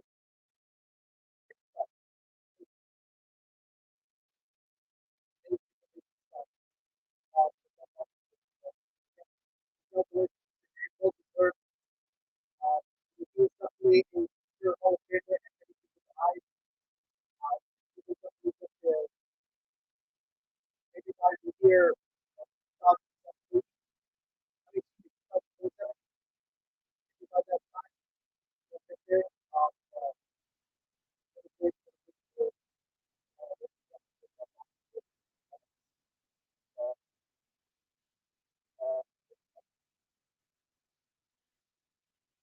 uh, thank you, Ben Roethlisberger, for everything you have done in the NFL, and it was definitely great showing, and just provided the Pittsburgh organization what a great way to go out. Uh, Obviously, you came out there and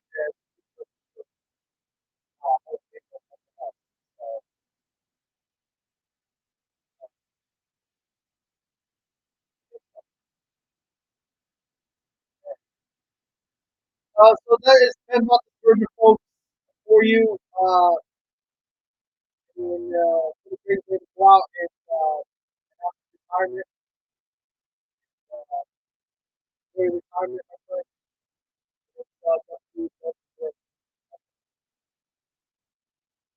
All right. More retirement news to go over, ladies and gentlemen. Uh, head coach Sean Payton has also announced his retirement as head coach of the former head coach of the New Orleans Saints. This news came about this past week. where he's stepping down. So pretty much reports are coming in that Sean Payne is taking possibly a year off, maybe 2 years off. He could be coming back. He's leaving the window of opportunity open, right, for former head coach Sean Payne. Uh, so he might be taking a year or 2 years off.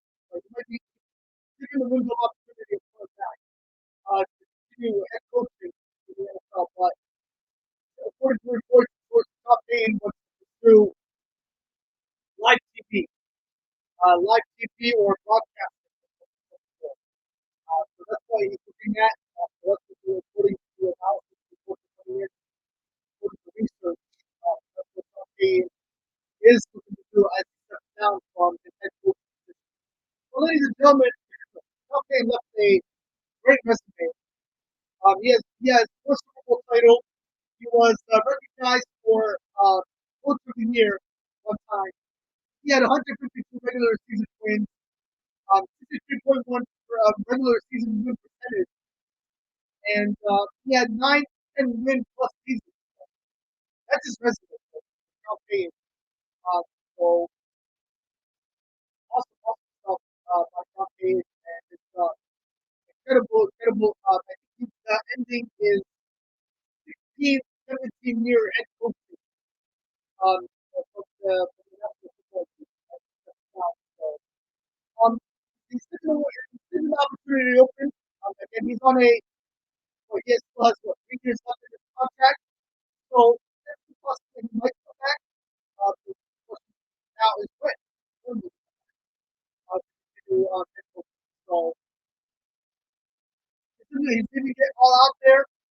But in the meantime, he's looking at other opportunities that he wants to do. So we wish him all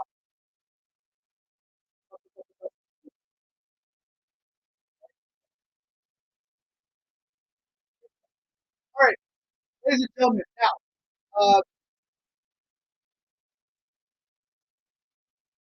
I'm going to get to a little bit of this later, right?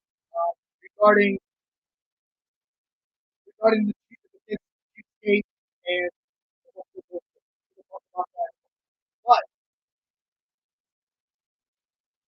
and also we're going to talk about the overtime propaganda.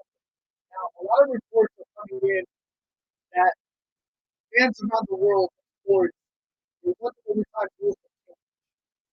Now, a lot of people are you with that or are you against that?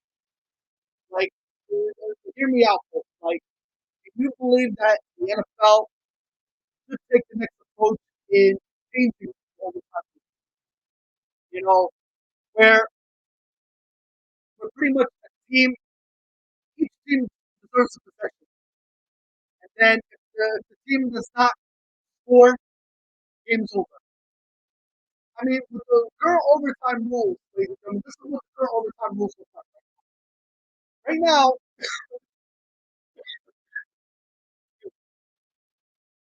right now, the current overtime rules are if you win the coin toss, and the coin toss, ladies and gentlemen, with the current overtime rules, under the current overtime rules, teams that win the coin toss are 10-1. That's the record. Teams that win the coin toss are 10-1. Okay, so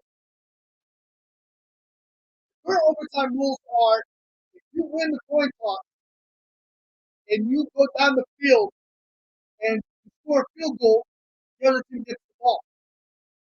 Either tie it up or score a touchdown and win. But let's say the first team scores a field goal. Okay?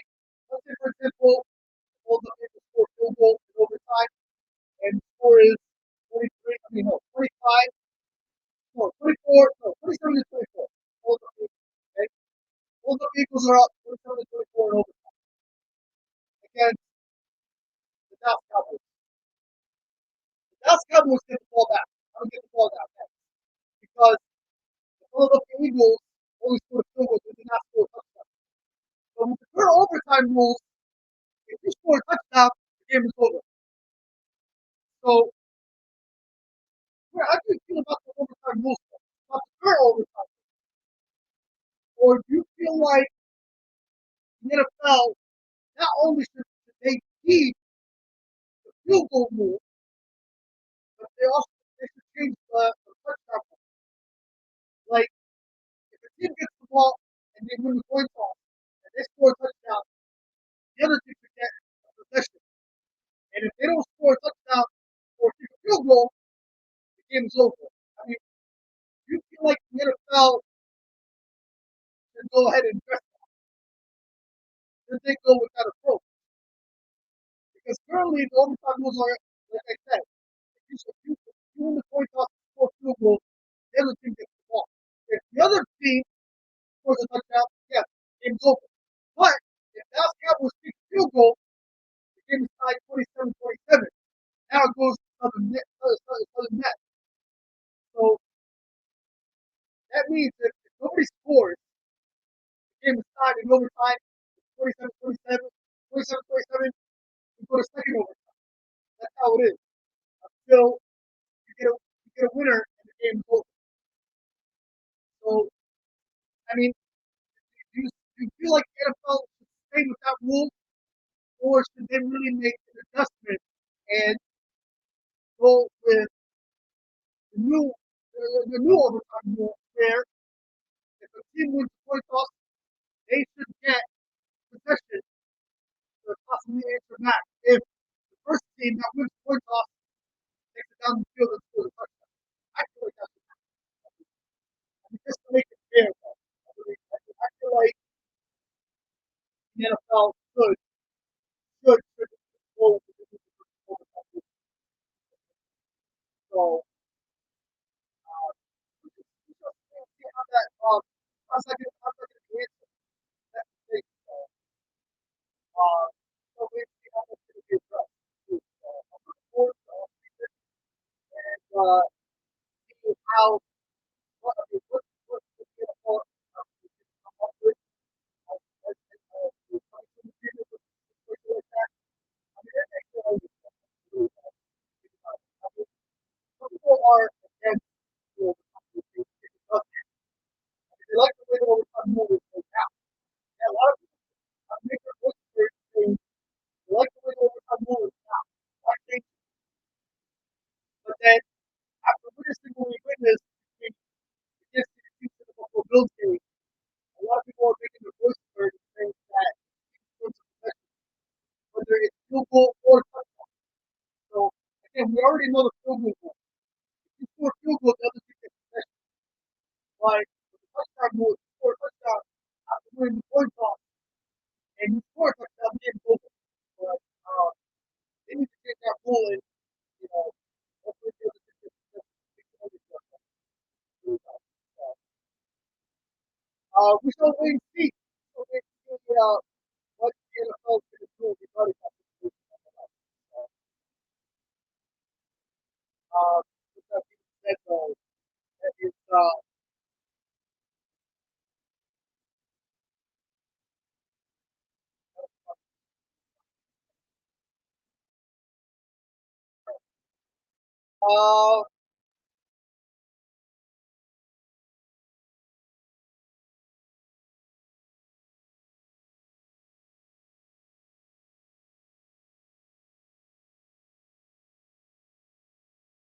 by the way, ladies and gentlemen, uh, anybody hasn't heard, the Washington football team will be making an announcement on their name. So anybody that has not heard, on February 2nd, not a couple days away, on Groundhog Day, on Wednesday, the Washington football team will be announcing a new name. Anybody that has not heard, I'm looking forward to that organization is by far all over the place. I mean, you have a feeling they're going to keep it the same way? Are they going to stay Washington football team, or are they going to change it to some name that we never heard of. I cannot wait to find out on Wednesday, February 2nd, what they're going to do next.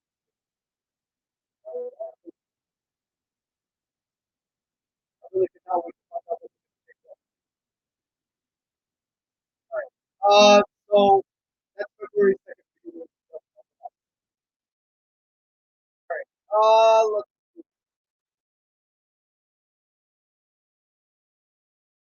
all right. So, all my sports bettors out there, sports gamblers, here's some piece of information that I like to share. The Bengals and the 49ers, they are the underdogs. Combined A and 2, they are combined A and 2 against the spread as underdogs this season. That's their record. As underdogs on the road, they are combined A and 2. All my sports bettors out there. So it's going to be interesting to see if one of those both teams will get that. It'll be very interesting. All right. All right. So we got some head coaching moves. Yes. Uh, so reports are coming out from the Denver Broncos. We welcome Coach Hackett to the Denver Broncos. The Denver Broncos have made a new head coaching move as they bring Hackett to the organization. Also, the Chicago Bears have made a new head coaching move as they bring Matt Eberflus to the Chicago Bears head coaching position. Also, ladies and gentlemen, uh, more NFL news to share with you.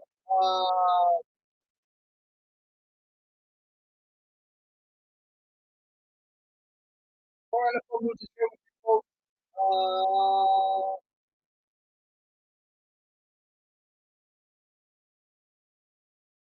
Brian Leftwich. Brian Leftwich, ladies and gentlemen, I don't know if it's still, but I think he's going to be the lock head coach for the next NFL. I haven't heard anything just yet, according to reports sources. Um, but Brian Leftwich is, I believe, the rightful candidate for the next Jaguars head coach. Uh, unless they go otherwise, but I don't know. I don't know if it's yet. I don't know. I don't even know if it's a signed deal yet.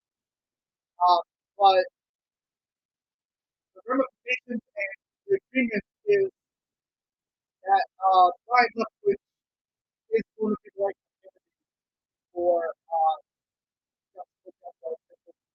So we shall see. I think there's I don't know if it's definitely locked up.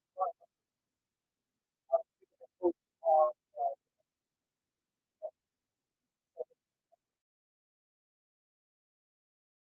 All right.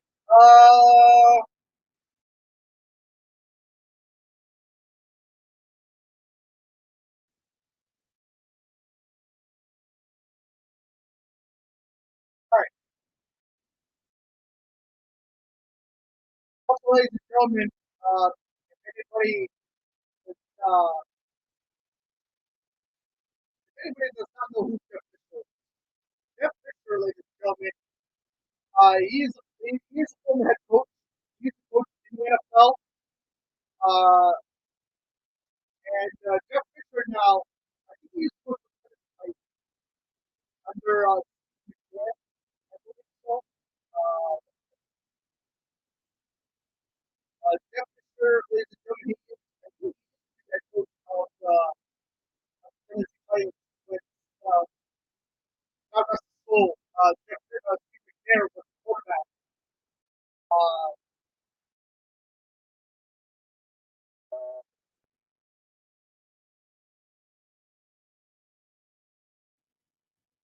Yeah, he used to be the Tennessee Titans head coach, and he also was the head coach of the Los Angeles Rams.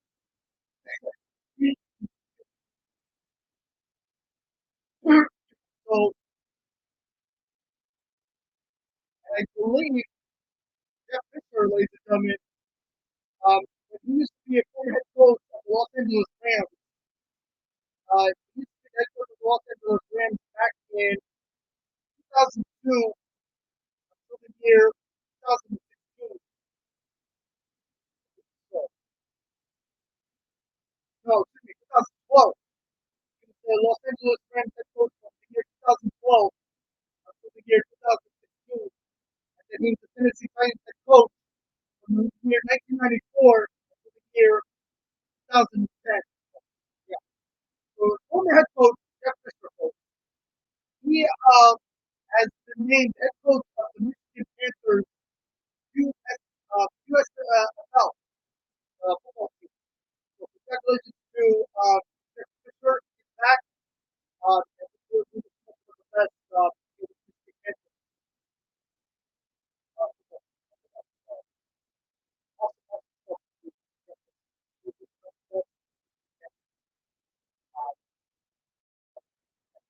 Also, ladies and gentlemen, here's some history I would like to share with everybody. So, a lot of people have been asking me how many number 16 teams have gone on the road to the playoffs and won a Super Bowl. So, ladies and gentlemen, here's some history I would like to share with you. Of those six that won the Super Bowl, only four of those wildcard teams were the New England Patriots. So it's four out of the six, ladies and gentlemen, as wildcard teams that went on to win the Super Bowl as a road team. The New England Patriots have done it. The Pittsburgh Steelers have done it. The New York Giants have done it. Yes, the New York Giants and the Green Bay Packers have won three games on the road to make it to Super Bowl. Yeah. So the question is going to loom in the 49ers too. But four out of the six football teams did. So again, ladies and gentlemen, here's some history. Out out of those four of the six wild card teams, New England Patriots, Pittsburgh Steelers, New York Giants, and Green Bay Packers. Four out of the six have won three games on the road to make it to the Super Bowl and win it. Yeah, crazy, right? Crazy, crazy. Of those six that won the Super Bowl, of those six, only four of those wild card teams have won the Super Bowl. And it was the New England Patriots, the Pittsburgh Steelers, the New York Giants, and the Green Bay Packers. So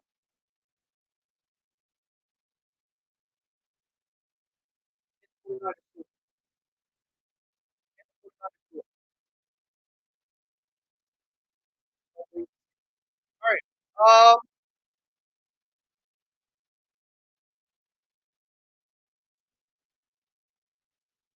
So with that being said, here's more history I would like to share with you.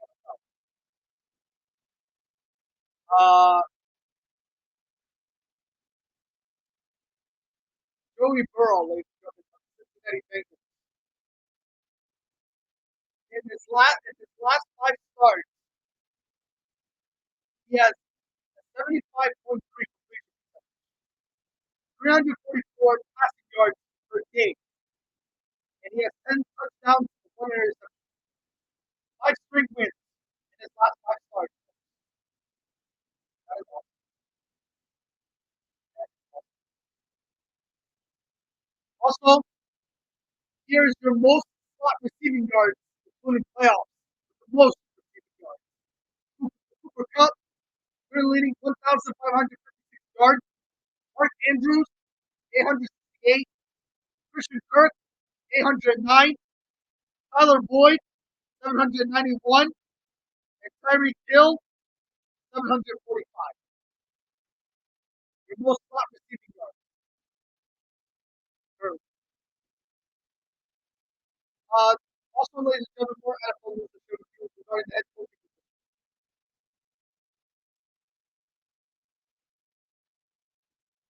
Yes. Be sure I will get to that in a couple minutes. Regarding Tom Brady. Be sure. It's not just ESPN.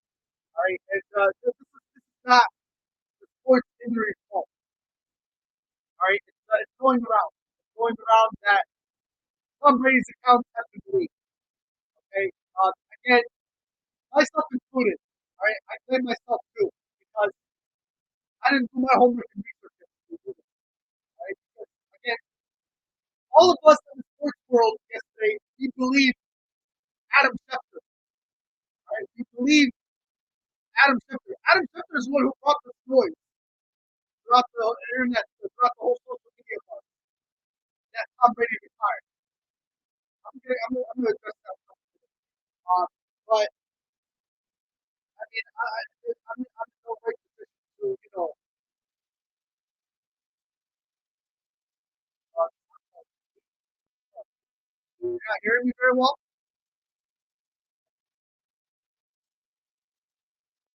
Can you hear me now? Let's see, mic is mic.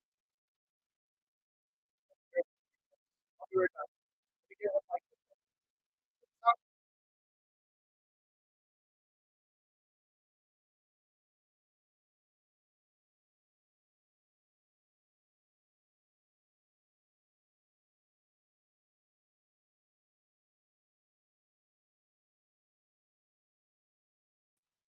All right. How about now? Are we good? I think I did it. My mic is, are we good? Are we good? It's not false. It's not false. We've been speaking for 2 hours. It's not false. Thank you for addressing that. How's it good now, Lisa? Is it on your end?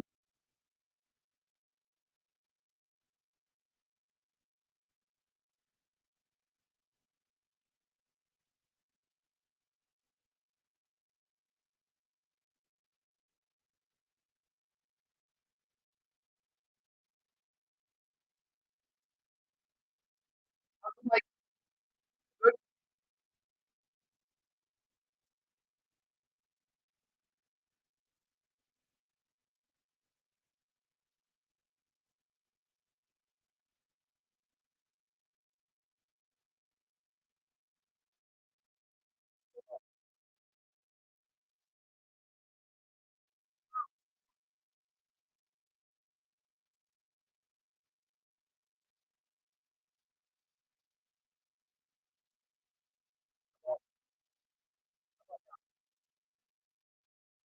You get good mic sound?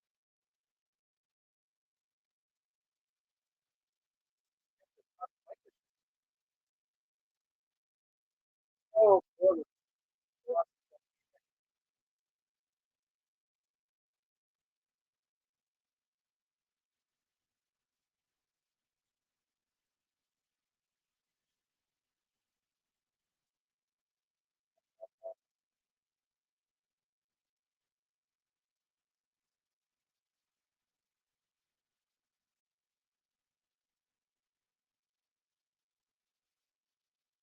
How about now? Deploy? Deploy?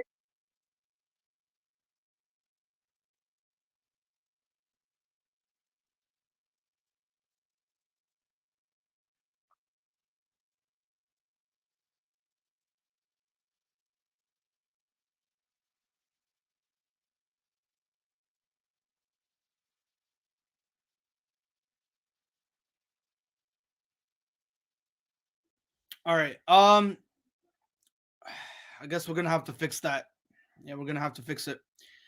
I am sorry about the technical difficulties regarding that. I mean, we have echo cancellation. I mean, I don't know. Hopefully this is better now. I think we fixed it now. Misho, is this better? I mean, my apologies, folks. I think I've been... It is working now? Awesome stuff. Awesome stuff. All right. My apologies. My apologies. So we've been streaming for 2 hours. We've been streaming for 2 hours, and we've been having technical difficulties with sound. And good buddy of mine, Misho here, finally addressed that to us. So again, folks, if we don't know, you have to let us know. All right, you have to let us know. So good buddy of mine just addressed that. So awesome stuff. Awesome stuff. All right, Misho, again, to go back to your topic, my friend. I will talk about that in a couple minutes here. Regarding the Tom Brady situation. Again, I'm in no position to tell anybody, not to, stop spreading these rumors. Again, it was all Adam Schefter who brought this all to our attention yesterday, to our sports not only he brought this attention to sports broadcasters, to other sports journalists and sports reporters. He brought it to everybody nation on social media. He brought it to Facebook, to Twitter. Twitter was buzzing about this. And even his dad got brought into this. That he retired, So again, all we could have done yesterday, I mean, even though, we were in an awkward position to believe it or not believe it, but all we could do was say thank you, number 12. All right, for his amazing, phenomenal career. Misho, you and I could agree that to all the haters and to all the people that like Tom Brady, he is a future Hall of Famer. All right, whenever he decides to hang up his cleats, the Hall of Fame is for him for the taking. Well, ESPN always has something to talk about. All right. Nobody in the sports industry, Misho, is perfect. We're all human beings, but we cannot go around, Misho, and point the finger at this, point finger at that. Who's giving out false information. Again, we're not perfect. All right. We try to, all we can do, we sit at a desk and we sit on the computer to come up with the exact accurate facts, but we don't give it out to our best, to our ability to give it out there. All right, we're not all perfect, Misha. We're not all perfect. We're human beings just like everybody else. But, well, I mean that's Adam Schefter. All right, that's at the end. He's gonna have to deal with the consequences of what he did. All right, he's a journalist. I mean, some journalists some broadcasters, commentators, they get their information from Adam Schefter. But I mean, that's all. The consequences goes all on him, and we'll see what the propaganda is going to be regarding Adam Schefter. For him to put that out there yesterday, was uncalled for. But I will address that in a couple of minutes here regarding Tom Brady. I want to address the head coaching hire also. The New York Giants, ladies and gentlemen, they brought in Brian DePaul, from a former Buffalo Bills, who used to be with the Buffalo Bills for many seasons. Now the New York Giants have went forward with his talent to pursue his talents. So we'll see how that goes for the new head coach for the New York Giants and what kind of moves he's going to be making this upcoming season as the NFL gets close to wrapping up with Championship Sunday and Super Bowl less than a couple weeks away. So we'll see what kind of moves he's going to make. A lot of New York Giants fans are a little iffy about that move. They don't know what to feel about that head coaching move nonetheless. But is it a right move? Is it not a wrong move? We shall wait and see. But a lot of people are saying it's a good move for the New York Giants, and this is the beginning for the New York Giants football team. Not to mention Saquon Barkley. He needs a good head coaching guy to idolize to. The Rams are in good position, Micho. They are definitely in good position, my friend. They are definitely in good position to run away with everything that's stacking against them right now. I mean, the Rams are gonna do. The Rams are gonna do what the Buccaneers did. So we shall wait and see, though. We shall wait and see. All right, but I'm gonna give out my predictions in a couple minutes here. Again, Micho, thank you for tuning in, my friend. Thank you for taking the time out of your Sunday, for tuning in and showing your support and saying hello, and for bringing the mic to our attention. I appreciate you very much. So we were doing poorly sound quality the last 2 hours of streaming, which is horrible. But even though, I mean, hopefully a lot of you fans out there could have heard me a little bit, but there was sound quality, problems. But again, good buddy of mine really informed us on that, and we greatly appreciate you nonetheless. All right. Now, ladies and gentlemen, I want to give out some history here. All right, regarding the division rivalry. I mean, not really the division rivalries. No. Well, actually, you know what? Yeah, it is division rivalry. So here's some history that I want to share with everybody regarding division rivals that have met either for the third time or for the second time in the NFL, in the NFL playoffs. Now, for the 49ers and the Los Angeles Rams, they're meeting for the third time. And San Francisco is currently leading 2-0 against the Los Angeles Rams. But now, here's some history. The division rivals meeting in the conference championship since 2002 merger. So, they meet again. Back in the year 2008, the Baltimore Ravens versus the Pittsburgh Steelers. They met. Guess who won that game? The Pittsburgh Steelers. And did they go on to win the Super Bowl? Yes, they did. The Green Bay Packers versus the Chicago Bears. They met in the playoffs in the conference championship back in 2010. The Green Bay Packers won that game. Did they go on to win the Super Bowl? Yes, they did. This is back since 2002 merger, ladies and gentlemen. Back in 2013, San Francisco 49ers against Seattle. They met. Seattle won that game. Did they go on to win the Super Bowl? Yes. Now, part 3, ladies and gentlemen.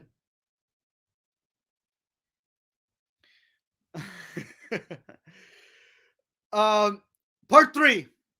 Now, ladies and gentlemen, it is going to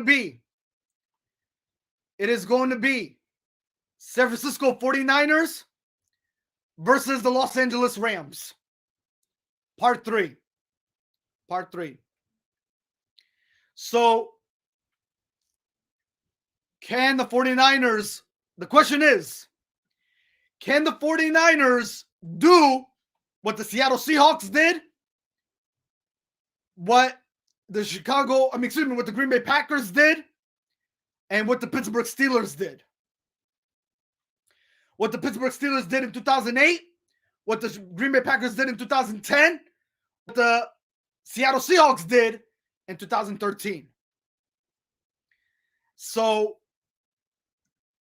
we're gonna see, folks. We're gonna wait and see. Definitely.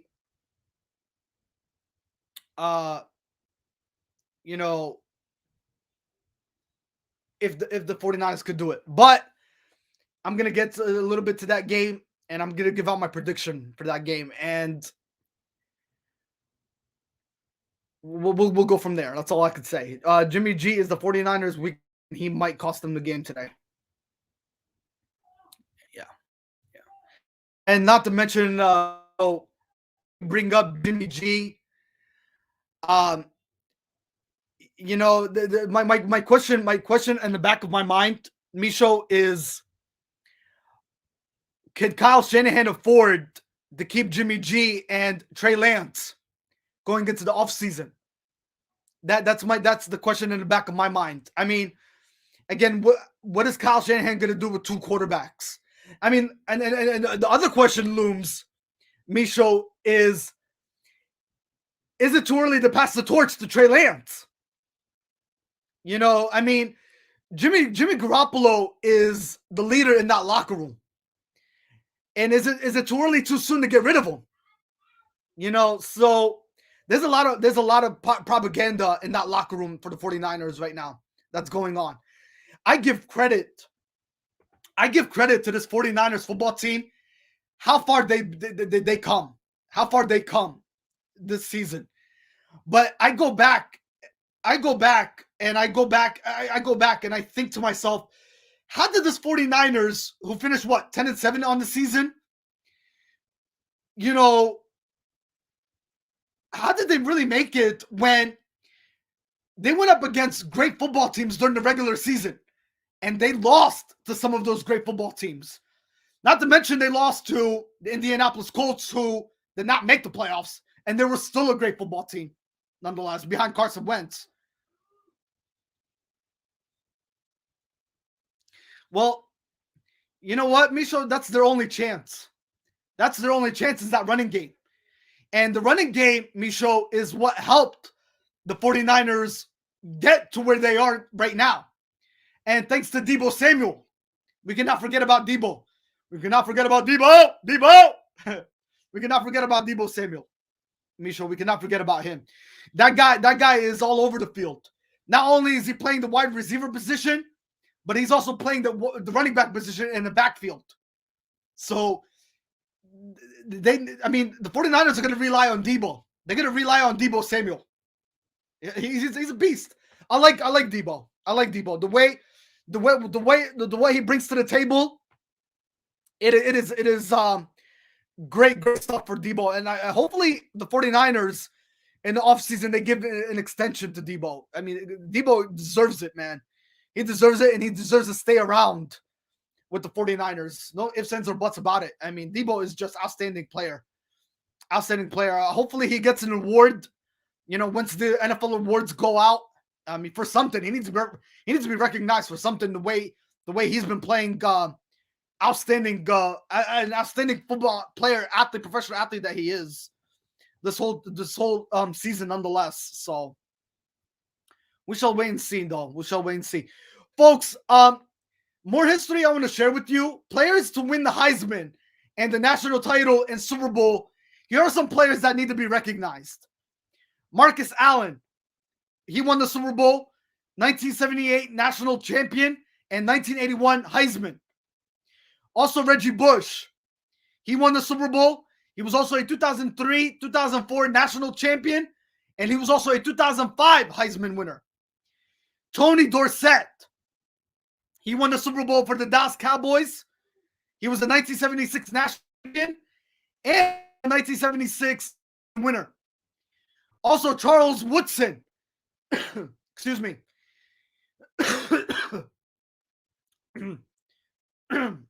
Excuse me. Charles Woodson. He was a Super Bowl winner. 1997 national champion for the Green Bay Packers.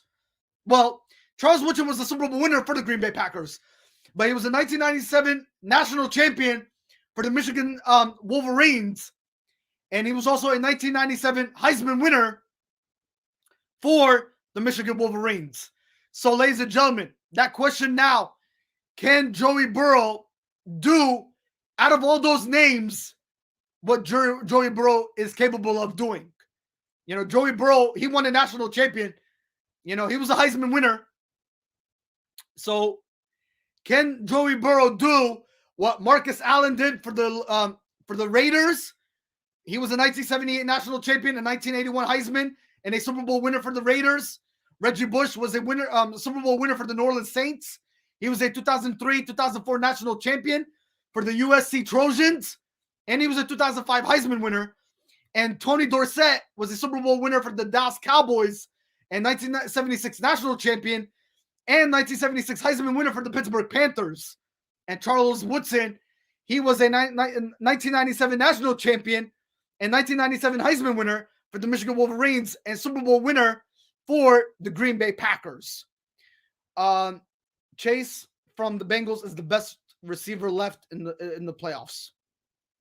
Jamar Chase, yes. Yes, Jamar Chase is the best wide receiver, what the wide receiver core for the Cincinnati Bengals. And Micho, you watched that regular season game back in the NFL regular season when it was where the Chicago, I mean, excuse me, where the Bengals and the Kansas City Chiefs, they met in a regular season. And that was a battle to the finish. The Bengals won that game 34-31. So I'm gonna get into details on that game. I mean, this game is gonna be this one is gonna be one for the taking. I'll tell you what, this one's gonna be a one for the taking, nonetheless. All right, let's continue here, folks. Let's see. More NFL. Do I have any other NFL news I want to share before I start getting into the predictions and also recap the games from last week? Oh yeah. All right, here we go. Let me talk about Tom Brady, folks. Let's talk about Tom Brady's retirement situation before we focus on the recap games. How did the Chiefs punch their ticket to the AFC Championship by beating Buffalo Bills? And also, how did the Los Angeles Rams punch their ticket by beating the Tampa Bay Buccaneers last week? I'm going to recap those games in a couple minutes, and then we're going to talk preview NFL Championship Sunday, ladies and gentlemen. But before I do, let's talk the propaganda of Tom Brady's retirement situation. So, ladies and gentlemen, again, this was being talked about, and it was going all over the place yesterday regarding Tom Brady and his retirement announcement. So, Adam Schefter brought out to our attention that Tom Brady is retiring.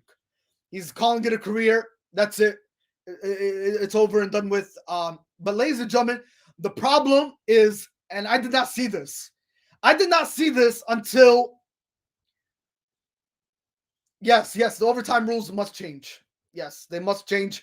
I was just talking about that, Micho. The overtime rules must change. But a lot of people were saying that the overtime rules should stay the same. And the way the overtime rules is really set up right now, Micho, is when the team wins the coin toss and they kick the field goal, the other team gets possession. If they get a field goal, if they kick their field goal, the game goes to sudden death. But the overtime rule needs to change, and I agree with you.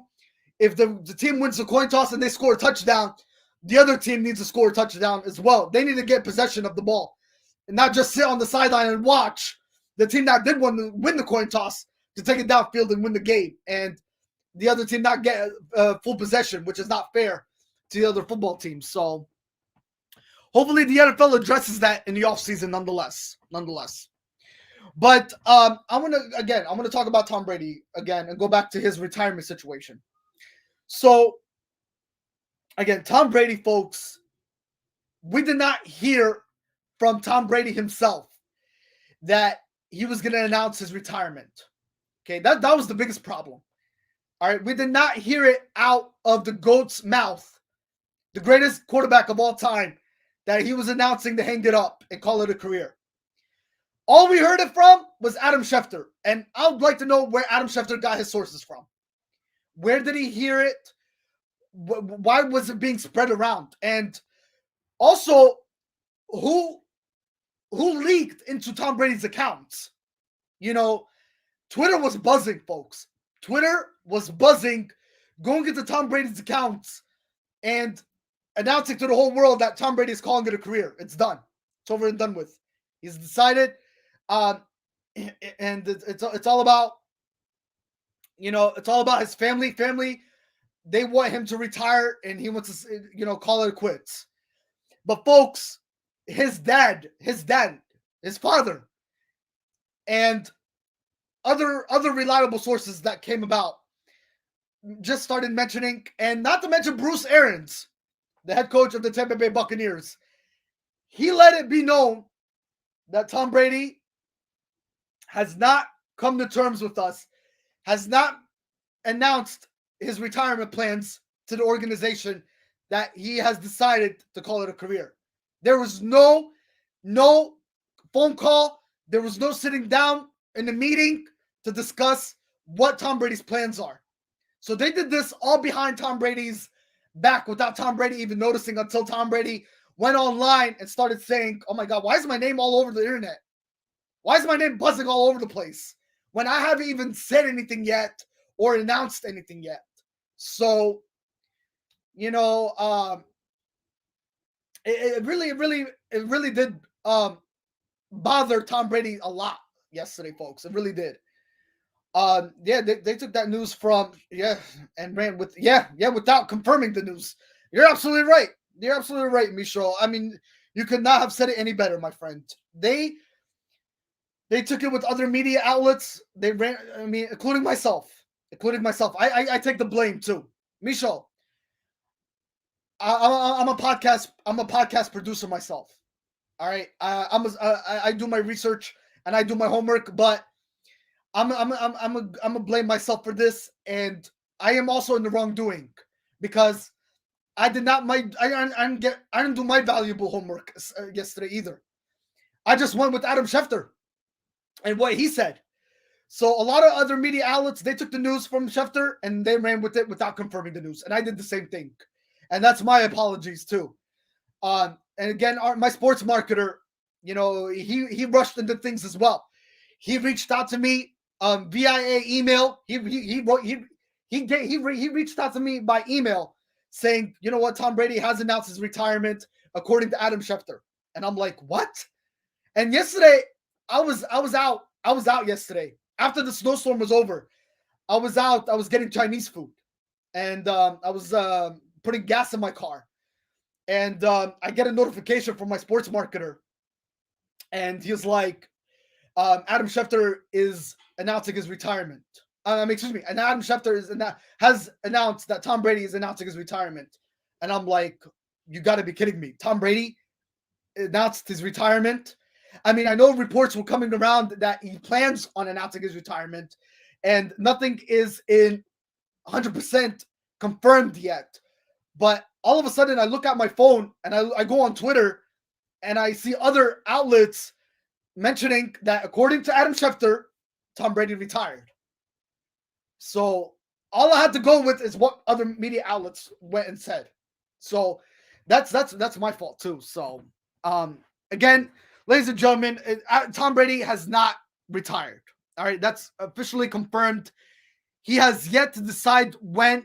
I mean, it's going to be on Tom Brady's terms, folks. It's going to be on Tom Brady's terms. He's going to know exactly when the time is right to announce his retirement. All right? What Tom Brady doesn't know when, what day. It might come in during the summer. It might come during the spring. It might even come after the NFL draft. Who knows? But nothing is confirmed yet, folks. He might even come back one more year. All right? I believe that Tom Brady has still one more year left in the tank, in my opinion. I still believe that he still has one more run left in him. So we shall wait and see, folks. We shall wait and see. But ladies and gentlemen, again, including myself and other media outlets, Tom Brady deserves, whenever he decides to hang it up and call it a career, he is a future Hall of Famer in many people's eyes, whether you hate him or love him. All right? Whether you're a hater or you criticize the guy for what he did in the past, whether you still call him a cheater, for crying out loud, Tom Brady is the best human being alive in our NFL era today. Of what he does is just incredibly impossible. Folks, the guy, again, last year, jumping ship from the New England Patriots to the Tampa Bay Buccaneers, and to make history in the making, where he took not only his team to the playoffs in that season, after the Tampa Bay Buccaneers previous season, when Tom Brady was with the New England Patriots, the Tampa Bay Buccaneers were 7-9, folks. He comes to Tampa Bay, he changes that whole organization around. And a lot of people take pay cuts. They reconstruct their contracts. They bring more playmakers. I don't even know how Tom Brady does it, folks.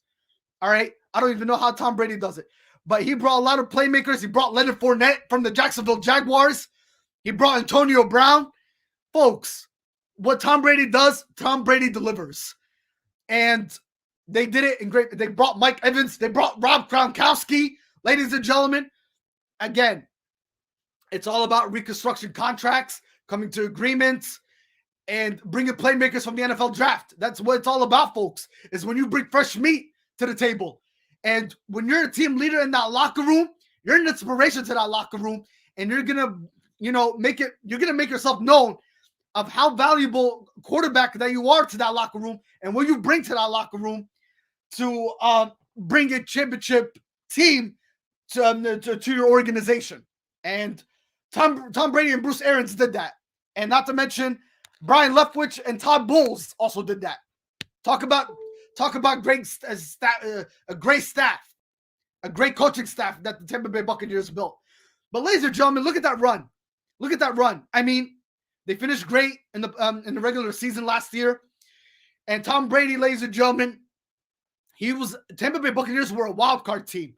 They went from a wild card team all the way to the Super Bowl in this new playoff format, where now 7 teams are qualified in the playoffs. Took them all the way. They had home field advantage all the way in the playoffs last year.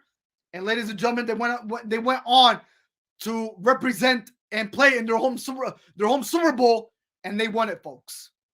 There's no other quarterback that has done that, so, and then he won 6 Super Bowls with the New England Patriots, folks.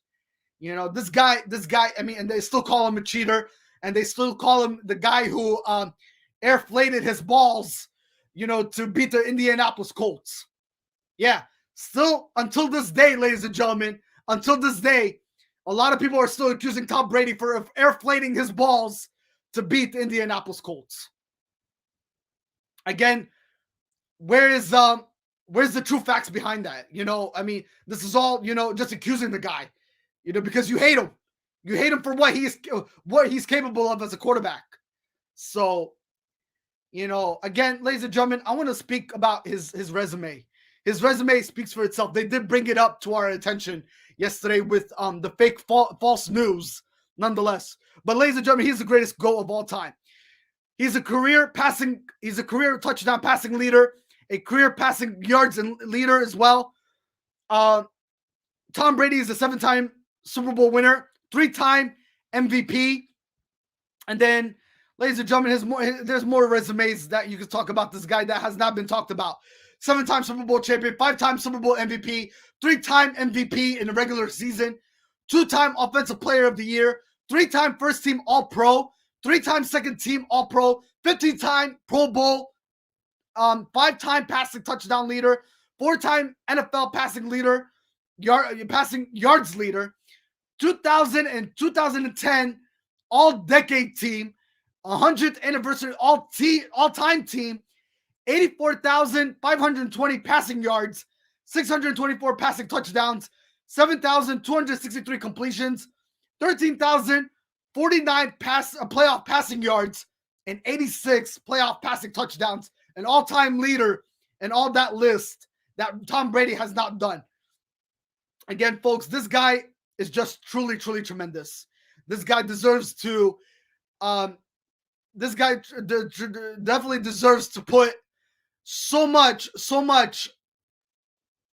of a statue of himself all over the country, because Tom Brady is who he is. Tremendously. The Bucs championship is much sweeter than the 6 in New England, because he proved it was all about Brady and not the coach in New England. Absolutely, Micho. You could not have said that any better, my friend. And he proved it. Tom Brady proved it. I mean, it didn't feel like Tom Brady had anything to prove. He really did not.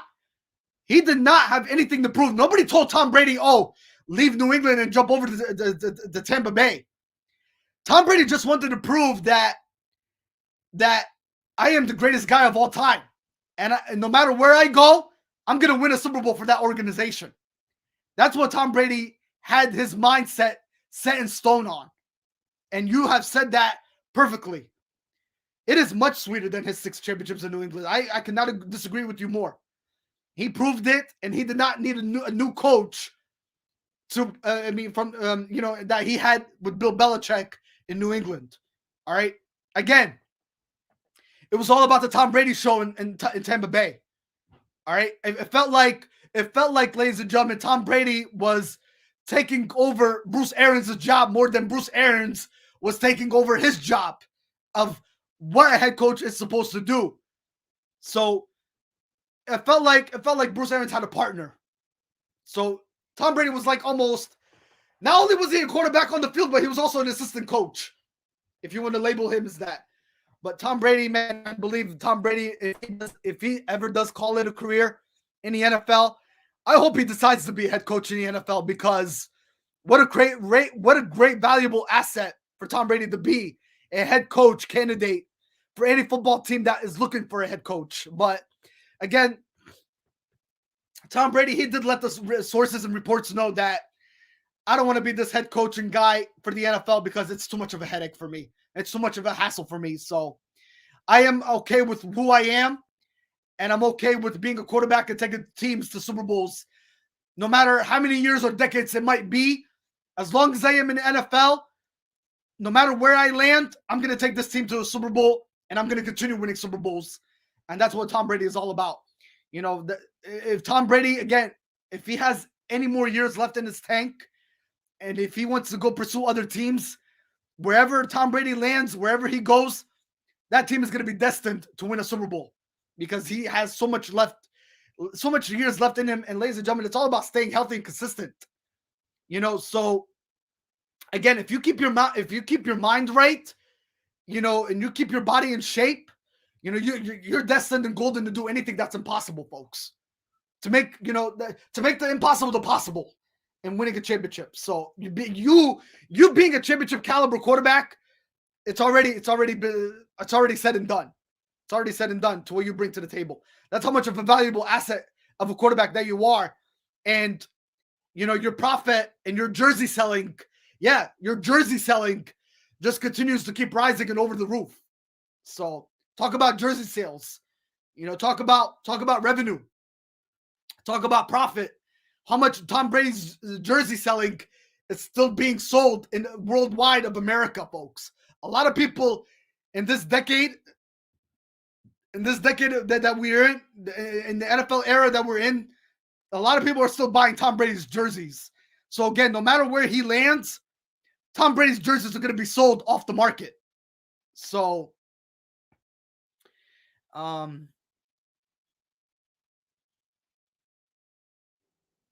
yeah. Yes, he does. Yes. Yeah, he doesn't want to be involved. He already let that be known. Micho, he does not want to be involved. He already has his clothing line. He's already set in stone after retirement. He has his own the TB12 business, like you mentioned. So Tom Brady's already in great shape of where he wants to be whenever he calls it a career, no matter what year that will be. But again, this guy is already a future Hall of Famer at best, nonetheless. So, ladies and gentlemen, I just wanted to address the Tom Brady situation, the Tom Brady news. Again, we're not all that perfect, folks. We are all not that perfect. A lot of social media platforms, they just went about and they heard false information, and we delivered it, and we thought the rumors were true, but unfortunately, they are not. And Tom Brady, ladies and gentlemen, he is still currently in the NFL as we speak, folks. As we speak. All right. So nothing has been set in stone just in yet regarding Tom Brady news, folks. All right. So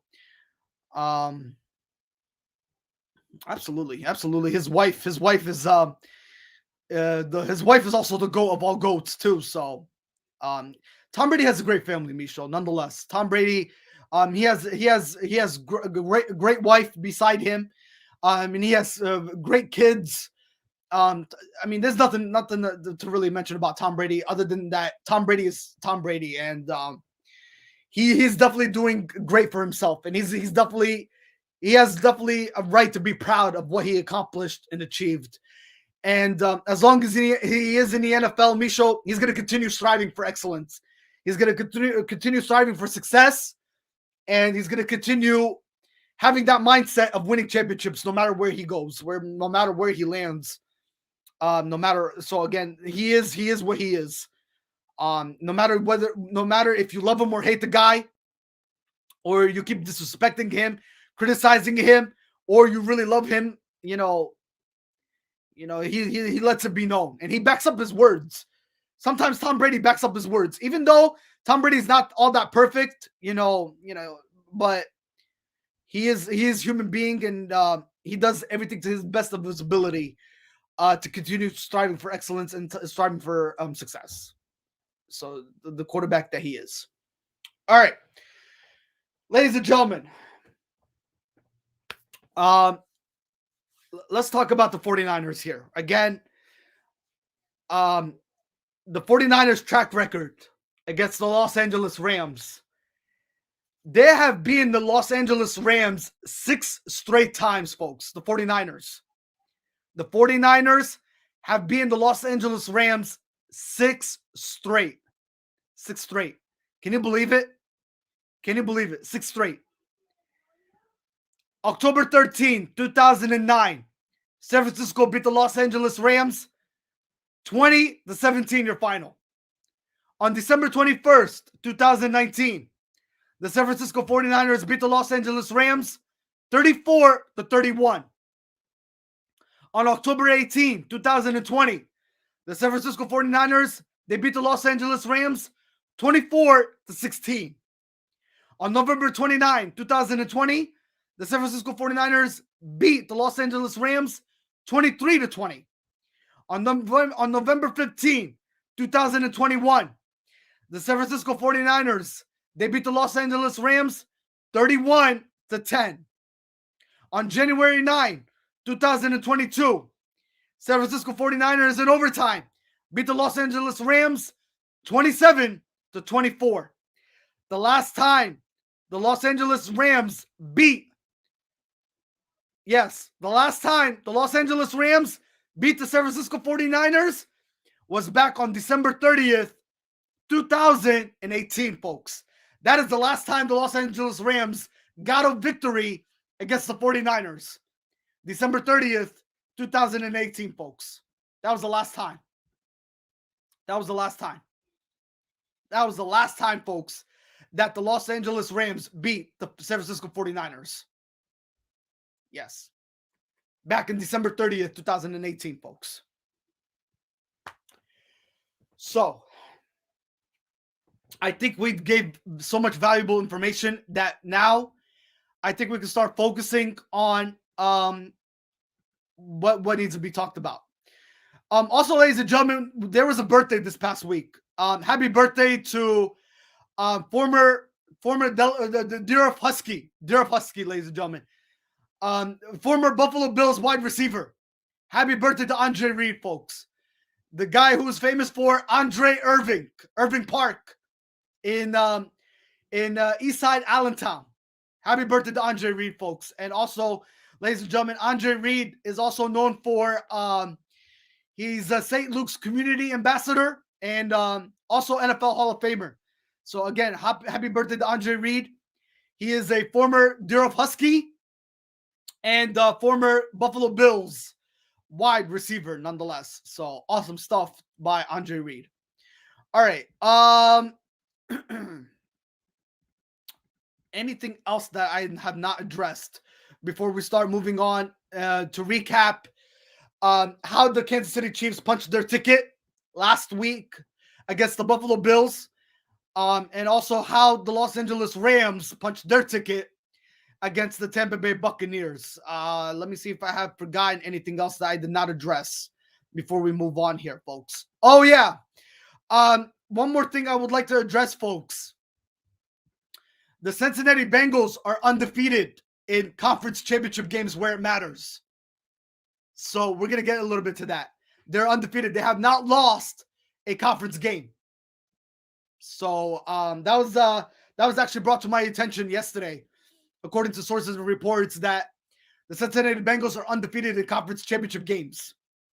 So can they continue that against the Kansas City Chiefs? We'll get to that a little bit. So that's what I just brought to my that was brought to my attention yesterday. All right. Before I move on here, folks, I don't think I have anything else to mention. Congratulations to Ben Roethlisberger again, ladies and gentlemen, on his retirement. On announcing his retirement again. He is a future Hall of Famer in my eyes. So enjoy your retirement. Well deserved for Ben Roethlisberger after an 18-year career with the Pittsburgh Steelers. Also, ladies and gentlemen, Sean Payton retired from the NFL. And ladies and gentlemen, we have new head coaches. Coach Hackett is the new head coach of the Denver Broncos. Also, Matt Eberflus,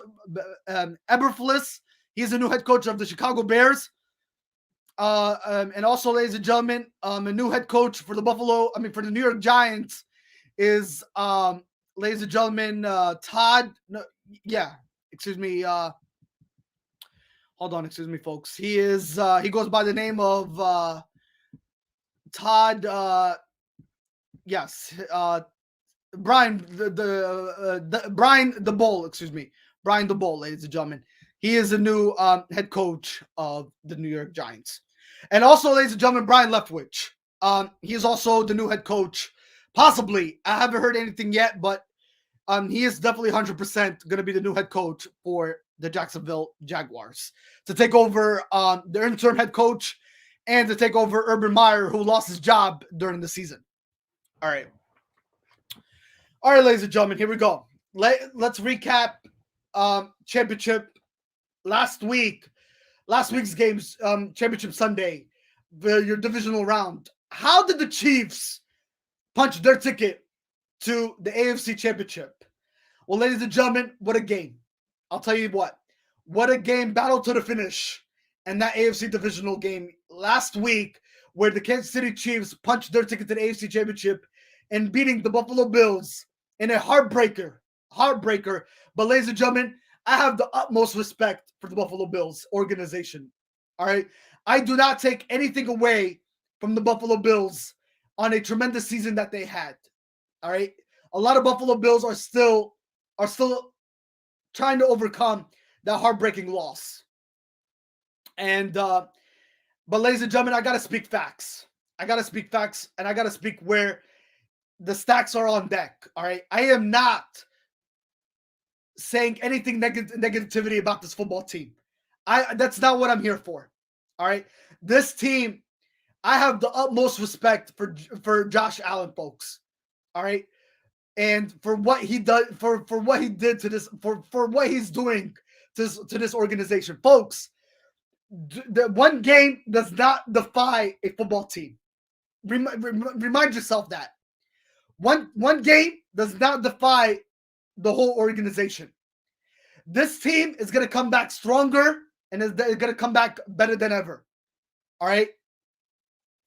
Ladies and gentlemen, I have said this from the beginning of from mid-season all the way to the end, that the Buffalo Bills were not going to be a Super Bowl football team. They were not going to be a Super Bowl football team. The reason why is because the Buffalo Bills defense. All right. I've said this all along. The Buffalo Bills defense was so iffy that it needed to be addressed. All right. Guys, you cannot rely on the offense to carry the load, to carry so much to take you all the way. All right. It is a heartbreaker. Even though Josh Allen, he said it to all the media. He said it to the media outlets. And he let social media know that it's a heartbreaker that we're not advancing to the AFC Championship. It really is. I mean, guys, I watched that game. That game was the history in the making of a football game, and I will not forget it until this day, folks. I will not forget it. That game will go down as one of the history books of the greatest division rivalry game. I mean, division games of all time. But ladies and gentlemen, again, during the beginning of the season, I said that the Buffalo Bills were going to be the true Super Bowl contenders in my eyes to go all the way. All right. And the reason why I picked the Buffalo Bills is the Kansas City Chiefs were slumping. All right. They were going downhill. If you guys recall, the Chiefs were having a tough season before they figured out how to win a football game and how to go on a 7-game winning streak. All right. And the Chiefs, they let that be known. They let that organization have put the NFL on notice ever since that they were on a 7-game winning streak and they were on that incredible run. But ladies and gentlemen, I knew from midway season through all the way to the playoffs that the Buffalo Bills, their defense was so iffy. Their defense was a big question mark that they need to address that going to the offseason. They definitely do. But ladies and gentlemen, I have the utmost respect for the Buffalo Bills. I definitely do. This team is not going anywhere by a long shot. Not to mention, Josh Allen, ladies and gentlemen, he's only 26 years of age. You know, this is a learning experience for the Buffalo Bills football team. This is a learning experience for the organization. And Josh Allen is a young caliber professional athlete quarterback that he's going to come back, and he's going to come back stronger than ever to learn from this, folks. This team is destined to being right at the right place at the right time to become Super Bowl Super Bowl contenders football team. And they're going to do it, folks. They're going to do it. They have all the right formula. They have all the right ingredients in front of them to become Super Bowl contenders, folks. They have it. They have all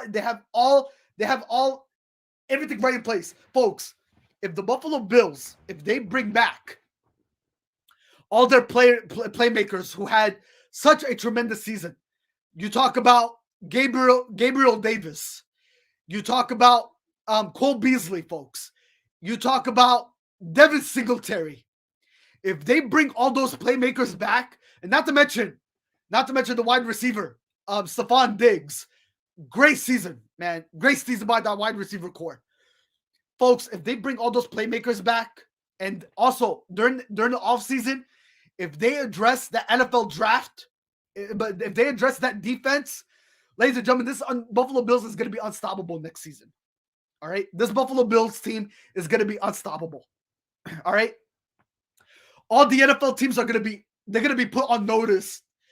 To whoever goes to Buffalo country, whoever goes to the state of Buffalo, ladies and gentlemen, that Buffalo Bills team is going to put the wheels on their trenches, and they're going to dominate opponents, possibly 40 plus points going into next season, folks. All right. The Buffalo Bills have all the formula. Everything is right in front of them to dominate their opponents going into next season, folks. And not to mention, folks, for the Buffalo Bills, if they address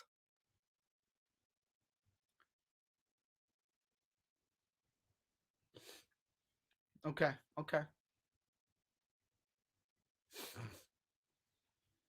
Well, I do have a podcast phone number, but for some reason it's not working, and it has not been working lately. I would definitely like to get people on the air and talk football. It is the best thing. This is what it's all about for the community of sports. I do have a podcast phone number. As of late, it has not been working. Hopefully we get that working, the next couple of weeks. I mean, hopefully next week we can get that up and running. Before Super Bowl Sunday, less than 2-3 weeks away. But yeah, to improve the show, we definitely need to talk live and take live calls. We definitely do. I'm glad you brought that to our attention. We do have a podcast phone number, but it hasn't been working as of late. But hopefully we can get that addressed and fixed going into next week. But thank you for bringing that to our attention. I appreciate you nonetheless, my friend. Thank you so much. But ladies and gentlemen, I need to go back and again talk about the Buffalo Bills. Folks, I'm not saying anything negativity about this football team. I have the utmost respect for this football team. Again, this team is destined to go all the way next season. And again, this team, believe me or not, they don't need a Jalen Ramsey, folks. Okay, they don't need a Jalen Ramsey. On defense, they don't need a anybody like, not to mention they don't need anybody that is a interception alcoholic is what I'm trying to get at, and it is an interception ball hawk is what I'm trying to get at. They don't need a Brian Dawkins. Ladies and gentlemen, they have everything that Buffalo Bills football team needs to become probably a top 5 defense. Okay, this defense for the Buffalo Bills, they could be top 3, they could be top 2, they could be top 1 if they address that defense going. Also, they don't need a Jesse Bates. There we go. That's what I'm trying to get at here. All right, they don't need a Jesse Bates. They don't need Anybody. They don't need that. They don't need Buffalo Bills. Don't need anybody, folks. They don't. They have everybody that they need to get where they need to be. He is definitely the elite quarterback. He is definitely I cannot disagree with you on that. Josh Allen is the elite quarterback. He is definitely the elite quarterback. But ladies and gentlemen, again, they lost in a heartbreaking fashion. But ladies and gentlemen, this football team is destined to go all the way next year. And mark my words, this team is gonna be going to the Super Bowl sooner rather than later. All right, mark my words. They have everything in their power to become Super Bowl contenders in the future years to come. And this Buffalo Bills team, ladies and gentlemen, if their defense becomes the top 5, top 3, they're going to be a scary football team to whoever goes up to Buffalo country, folks. And the Buffalo fans, oh my God, the Buffalo fans are happy. I mean, no, that team is so exciting. All right, the Buffalo fans are so exciting organization to what they bring to the table, and they're ride or die through their football team, folks. They are a ride or die organization for that football team. And ladies and gentlemen, the Buffalo Bills are going to let the NFL, they're going to put the NFL on notice. All about the Bills Mafia. All about the Bills Mafia. All about the Bills Mafia. Yes, absolutely. Folks, they're going to be destined. They're going to go all the way next year. So mark my words, folks. It's going to happen sooner rather than later. And this is, again, Josh Allen, this is a learning experience. This is a learning experience. Buddy, do not put your head down. You have nothing to put your head down about. And I'll tell you what, again, to why I give my utmost respect to Josh Allen. Ladies and gentlemen, Josh Allen did what no quarterback has done in the playoffs. Again, when he scored that touchdown, all right, you know what?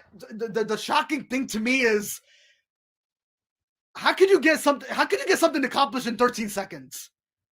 All right, that is right there is what freaking amazed me, folks. Is what really freaking amazed me. How Patrick Mahomes and the Kansas City Chiefs did the impossible to achieve something that has not been done in professional football in 13 seconds. All right, what they did in 13 seconds is remarkable. Is remarkable for that Chiefs organization. And not to mention, they won the game. I mean, they won the coin toss. They took the game to overtime, and all Josh Allen could do was sit on the sideline, which was heartbreaking. After what he did. But ladies and gentlemen, you cannot just rely on one person. You know what? It has to be a team game. It has to be a team game. And this is facts. This is facts what I'm speaking about. He is the future. He is the future after Big Ben. Definitely. Josh Allen reminds me of more like a Ben Roethlisberger, and he reminds me of Patrick Mahomes too. He really does. I mean, the Josh Allen is a great caliber quarterback nonetheless. But folks, I'll tell you what. I mean, this football team is not going anywhere. All right, and if they become a top 5, top 3 defense, and again, their offense is right where it needs to be. I don't think they need to address a lot on offense. Maybe have a little bit of more running game in the backfield position behind Devin Singletary, which is not a bad idea. But they're right where they need to be, folks. They're right where they need to be, and they are destined to become Super Bowl contenders going into next season. Mark my words, it's going to be sooner rather than later for the Bills Mafia organization, folks. I wish I could get Josh Allen on to this podcast. Josh Allen, if you're hearing this, I would love you to come on this podcast, and I would like to talk to you, my friend. I mean, again, you have nothing to hold your head down. You have nothing but to look up and take this from a learning experience. Nonetheless, you really do. You really do. There is science after the coin toss. They say that the heads part got more weight to it, so calling heads gives you a better chance of getting it right. Well, you know what? I mean, back to when I was a kid, I used to play heads and tails, with the coin. And the odds for it to land on heads is more favorable than landing on tails. So the science, there's science behind that. There's an analogy and a logic terms behind science terms behind that the heads is more favorable than the tails. So yeah, I mean, but again, with that being said, I still feel like the overtime rule needs to be changed, and it needs to be addressed. There's no ifs, ands, or buts about that.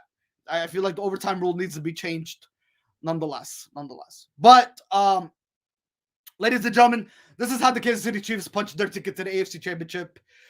They beat the Buffalo Bills 42-36. Was your final score, ladies and gentlemen, last week, and beating, what a game that was again. That game will go down as one of the history in the making, one in the books that I will never truly forget, nonetheless.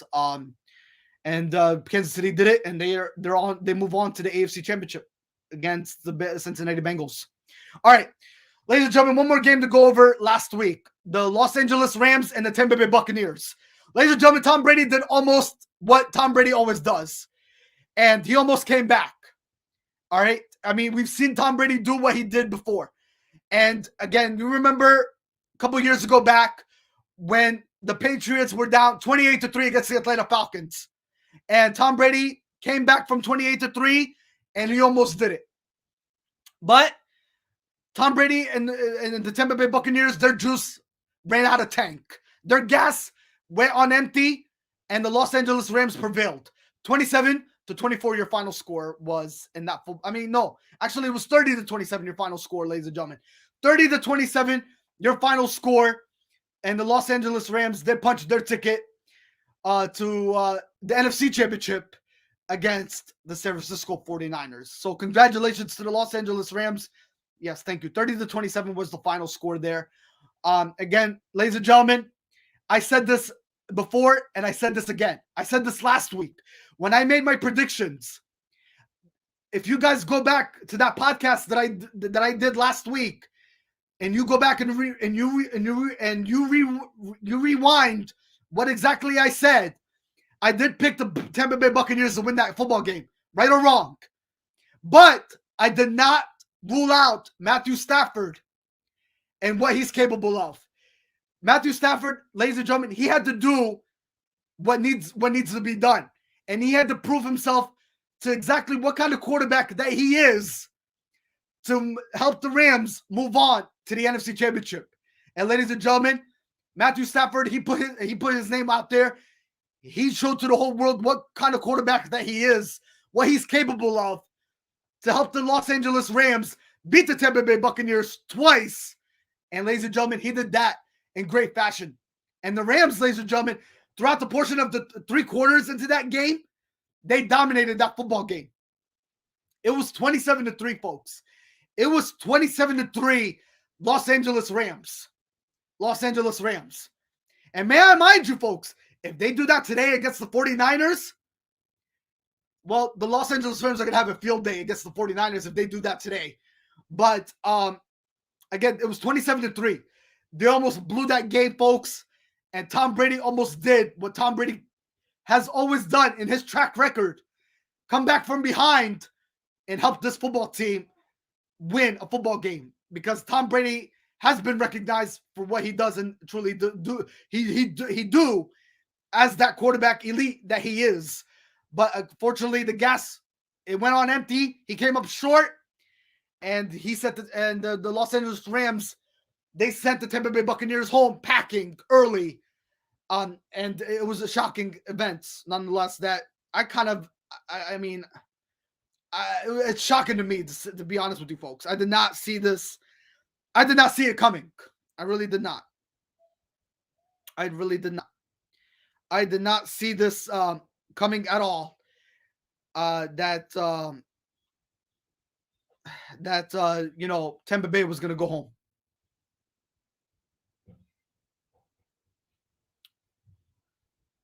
It is definitely going to be a nice one. Yes. It is definitely going to be a nice one for the Los Angeles Rams to possibly go and host a Super Bowl in their home turf. I mean, and you know what? They're trying to do what the Tampa Bay Buccaneers did. They are trying to do what the Tampa Bay Buccaneers did, folks. Yes, they are trying to do what the Tampa Bay Buccaneers did. So, again, is it possible? Is it possible? I mean, is it there? Yeah. Yeah, it's there. It's there. So yeah, we shall see, folks. We shall see. We shall see. All right, so the Rams punched their ticket to the NFC Championship, and the Chiefs punched their ticket to the AFC Championship. All right, ladies and gentlemen, let's go on to talk about. Hold on, bear with me here, folks. Okay. All right. Ladies and gentlemen, let's go on and talk about Championship Sunday. Championship Sunday. So we have, going into today, I think the first game is going to be the AFC Championship game. It is going to be the Cincinnati Bengals versus the Kansas City Chiefs. So, the last time these two teams met, the Bengals won that game. 34 to 31 was the final score. Okay, 34 to 31. 34 to 31 was the final score. And we're going to bring up some stats on that game. So, the last time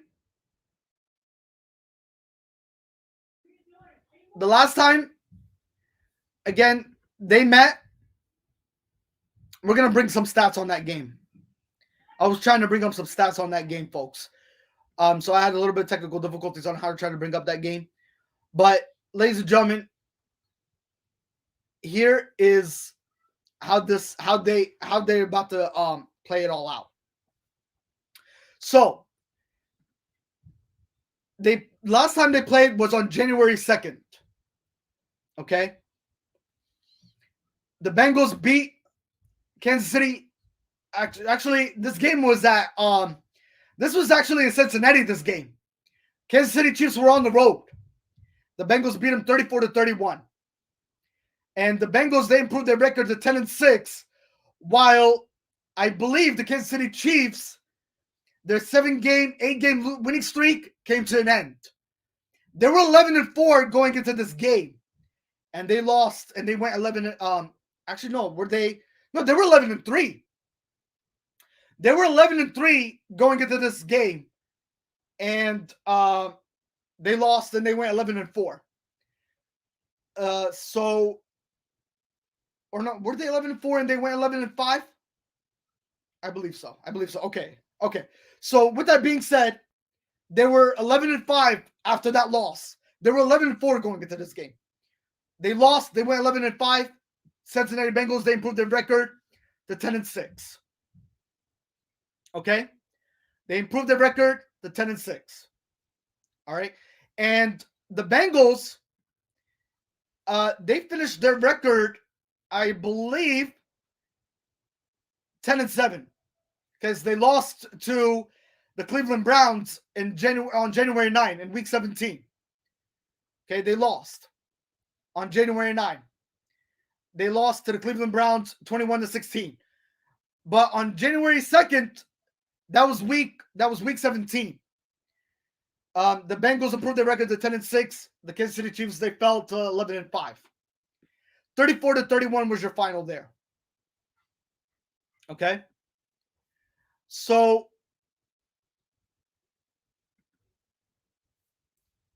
So with that being said,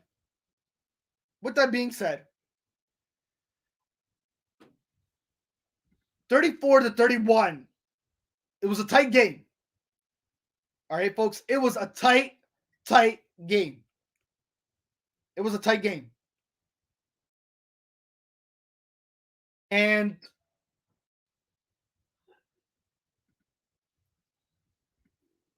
it was a tight game. And let's bring up the stats. Patrick Mahomes on January 2nd, he had 2 touchdowns and 0 interceptions. 26 for 35 completion attempts, 259 yards. Okay? 259 yards.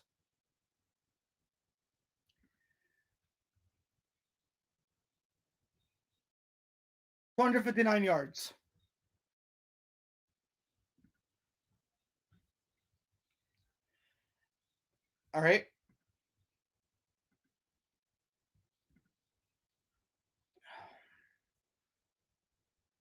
Okay. Darrell Williams in the backfield had 2 touchdowns, 88 yards receiving. Actually, rushing, excuse me. He had 88 yards rushing, 14 carries. Okay. As far as the receiving side, Travis Kelce was not effective in that football game, folks. Travis Kelce was not very effective in that football game. All right. He had -1 yards and only 1 carry in rushing. And on the receiving side, he had 1 touchdown, 25 yards receiving, and 5 receptions. Demarcus Robinson, he had 1 touchdown, 33 yards receiving, and 2 receptions. So Tyreek Hill was not very effective either. 40 yards receiving, 6 receptions. That was only it. So a lot was really missing from this Kansas City Chiefs football team against the Bengals back on January 2nd of 2022. For the Bengals, Joey Burrow, he had an outstanding game.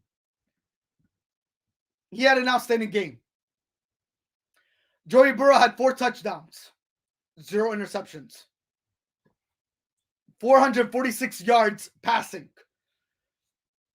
30 for 39 completion attempts. Joe Mixon had 46 yards rushing, 12 carries, no touchdowns.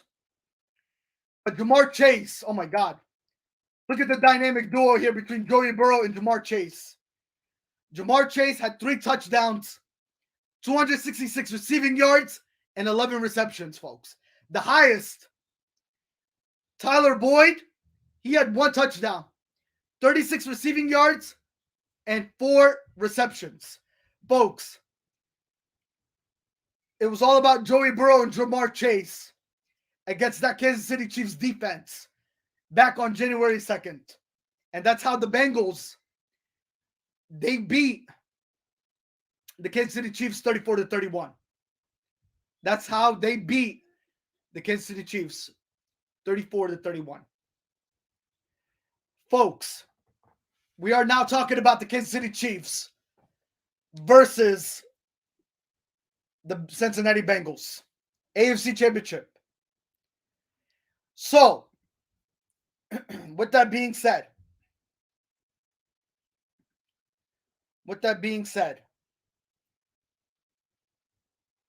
here is my prediction. Here's my prediction for all the sports fans that are tuning in. Here's my prediction for the AFC Championship game between the Cincinnati Bengals and the Kansas City Chiefs. Now, okay, here are the pros and cons. All right, before I give my prediction. Joey Burrow needs to make sure That offensive line protects Joey Burrow at all costs. All right? The Bengals got lucky last week. Joey Burrow got sacked 9 times. Yes. Yes, you're hearing that right, folks. He got sacked 9 times. And he still managed to come up with a victory. All right? That offensive line is a big question mark to me going into this game. Okay? It is a big question mark. If that offensive line, if it does its job in protecting Joey Burrow this afternoon, that's your pros. Those are your pros. But your cons, there's pros and cons. All right?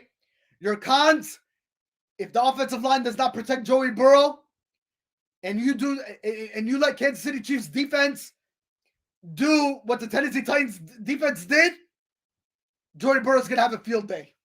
He's going to have a long day on that field today. All right? You are not, listen to me, my friend. You are not going to the Super Bowl if you are sacked 9 times. All right? Not to mention, if you turn the ball over 1 time. All right? Not to mention if you turn the ball over. Joey Burrow had 1 interception against the Tennessee Titans defense, and he was sacked 9 times. So, if you turn the ball over, and you get sacked 9 times, you are not going anywhere, my friend. You might as well pack your bags and go home. You are not going anywhere. It's all about the offensive line. All right? You have to protect that quarterback at all times. Folks, I am not going to continue addressing this as much it needs to be addressed. If Joey Burrow, Joe Mixon, and Jamar Chase, if they all click, the 3 Musketeers, not to mention Boyd, let's throw the 4 Musketeers on there. All right, let's talk about the 4 horsemen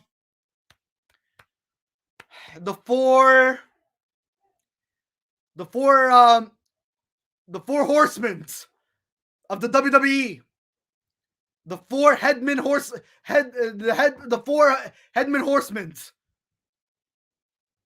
of the WWE.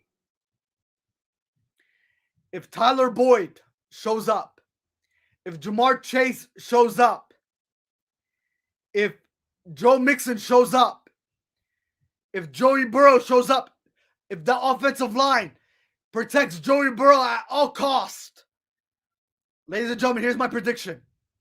This is going to be a tight game. All right, it's going to be a tight game like we witnessed back on January 2nd, 2022. The Bengals are going to punch their ticket to Super Bowl 56. Yes. They're going to punch their ticket. They're going to be the road upset. All right? The Bengals are going to punch their ticket to the Super Bowl, folks. I think the Bengals have that shot of doing the impossible. I think they're going to punch their ticket to the Super Bowl if the offensive line protects Joey Burrow. If they protect Joey Burrow, the Bengals are going to the Super Bowl. Yes. Now, if that crowd noise is working for the Kansas City Chiefs, and again, if the Kansas City Chiefs, if they do what they did to the Buffalo Bills last week, then I can see Kansas City having it their way. And it's all about that crowd noise at Arrowhead. That really is going to give them the momentum swing where Kansas City might find a way, if the stacks are against them, to probably play catch-up football and come back from this.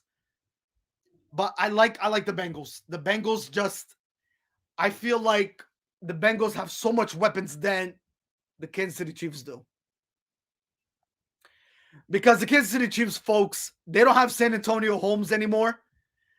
And Patrick Mahomes, all he's really relying on is Travis Kelce and Tyreek Hill. And not to mention, again, that Chiefs defense. That Chiefs defense, to me, is a big question mark. It's a big question mark. So, I really like the Bengals going into this matchup. But I'm not taking anything away from the Kansas City Chiefs. I still believe the Kansas City Chiefs, again, they are good of a football team. I mean, again, folks, the Kansas City Chiefs, they were on a 7-game winning streak after they figured out exactly what went wrong for this organization. All right. They started off in the beginning of the season, they started off sluggish. Okay. They started off so slow that Patrick Mahomes was looking very hard to try to find his rhythm.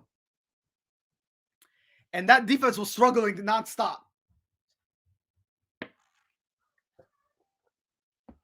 So this is going to be a tight battle. This is going to be a battle to the finish between the Kansas City Chiefs and the Cincinnati Bengals. This is going to be a good game. This is going to be a very, very good game, nonetheless. This could be anybody's ball game. But again, folks, I mean, I still like the Bengals, and my pick is on the Bengals, and it's going to be all about that offensive line for the Bengals. But Kansas City, they always find a will, and they always find a way to prevail in winning a football game. So they might be behind in this football game. Let's say, for instance, the Bengals, they are leading 24-17 in this football game. Or let's say the Bengals are leading 27-17 in this football game. Patrick Mahomes and the Kansas City Chiefs, they always find a way to play catch-up football. They always find a way to play come from behind football game. And they're capable. They're capable, but we're going to see. This is going to be an interesting ball game nonetheless. I think we're going to get pretty much a good ball game here out of this matchup.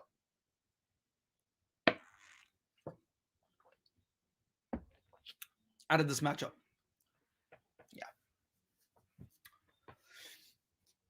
Yeah. Ladies and gentlemen, before I move over to the Los Angeles Rams versus the 49ers game, the Kansas City Chiefs and the Buffalo Bills, this past week, they came together to bring some help to the children's youth. And they made Buffalo Bills get recognized for it. And that was some awesome stuff. Awesome stuff by by both the Buffalo Bills organization and the Kansas City Chiefs to do that. And bringing the children's clinic together. And providing for the children's clinic. That was an awesome stuff. That article was brought to my attention last week. Where the Buffalo Bills and the Kansas City Chiefs came together on behalf of children's clinic, in donating to the children's clinic. The Buffalo Bills and the Kansas City Chiefs did that. And that was awesome by the two organizations. Nonetheless, I wanted to bring that to everybody's attention that has not heard, because a lot of people have busy lives. And they cannot get they cannot get to what needs to be informed So I would like to inform to everybody out there that the Kansas City Chiefs and the Buffalo Bills did the awesome stuff this past week in providing for the children's clinic and donating to the children's clinic. And what an utmost respect to both organizations. You know, and not to mention donating to Josh Allen Foundation nonetheless. So awesome stuff indeed by those two organizations, and a lot of utmost respect nonetheless. So good. All right. With that being said, we are down to the Los Angeles Rams and the 49ers, folks. Now, there is a lot of history. And ladies and gentlemen, I said this from the beginning. I said this from the beginning of the season when the season started, that the NFC West was going to be the strongest division of all divisions going into this season. And we're seeing it right in front of our eyes. I mean, look at folks. This is not rocket science. I mean, if you look at it, the Arizona Cardinals had a tremendous season. The 49ers, they were all over the place. I don't even know how the heck they got to a 10-7 record with all the injuries plaguing them and having a winning record nonetheless. But this is where they're at. And they're making believers out of everybody. And not to mention the 49er fans, they're enjoying every minute that the 49ers are trying to make history out of this. They're trying to write a chapter. They're trying to make history in the books, ladies and gentlemen, what the 49ers are doing. And the last team also is the Los Angeles Rams. The Los Angeles Rams are trying to become the second football team behind the Tampa Bay Buccaneers to win a Super in their home stadium.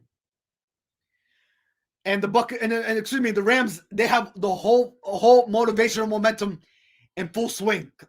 They pretty much have this locked in full swing to carry the momentum. So with that being said, the 49ers are 2-0. All right, this season against the Los Angeles Rams.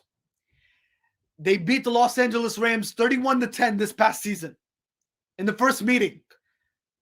And then in the final week, all right, where the Los Angeles Rams really didn't have a lot of starters, okay, to show for it. Not a lot of starters played, okay, in week 18 of the regular season. But it was at SoFi Stadium. It was in Los Angeles. The San Francisco 49ers, they beat Los Angeles 27-24 in overtime. 27-24. Okay? And the 49ers hold the record 2-0 against the Los Angeles Rams. Now, ladies and gentlemen, what an incredible run that the 49ers are having. Okay? Who would have thought, ladies and gentlemen, that the 49ers would be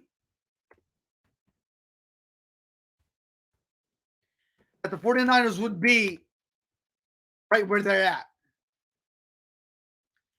Okay? Who would have thought the 49ers would be right where they're in total position right now? Ladies and gentlemen, this is how the 49ers are in the conference championship. They beat the Dallas Cowboys in the wild card round. And ladies and gentlemen, if anybody recalls,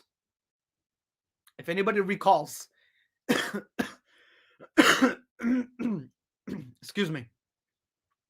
If anybody recalls, going back to that wild card matchup between the 49ers and the Dallas Cowboys, a lot of sports marketers and broadcasters, they said whoever wins that football game is going to go on and represent in the Super Bowl. Yes. But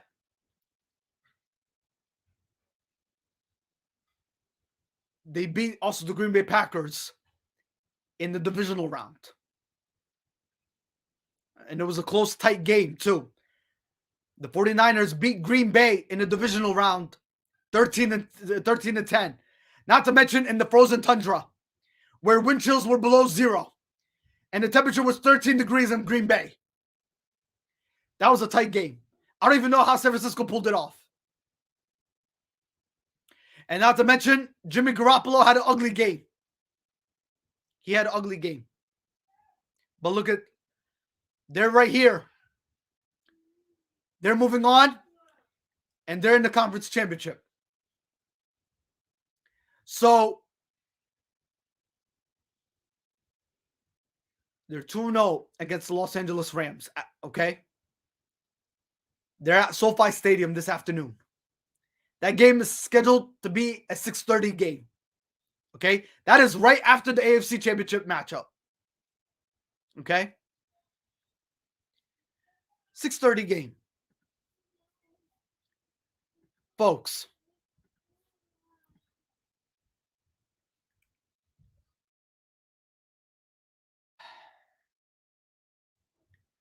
what can we say?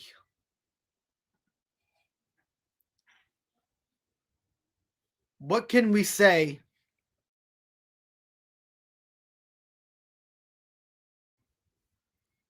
What can we say?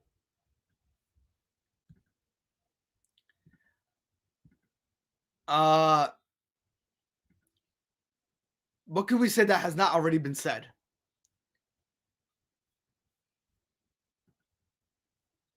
I mean, think about this, folks. Think about this. Okay, think about this for a minute. 2-0. All right, 2-0.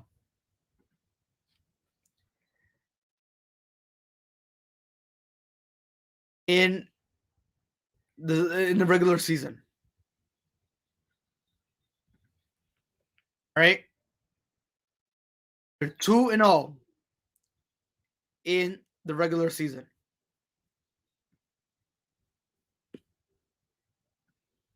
Okay?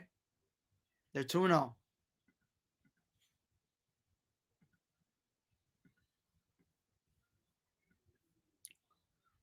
They're 2-0 in the regular season. They're on the road. Again, they're playing a road game.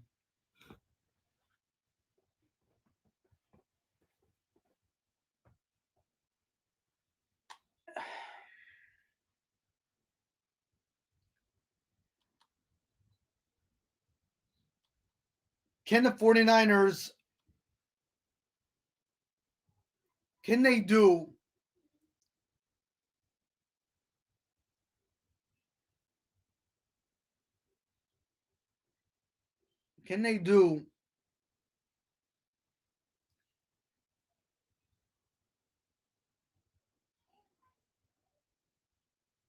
Can the 49ers, ladies and gentlemen,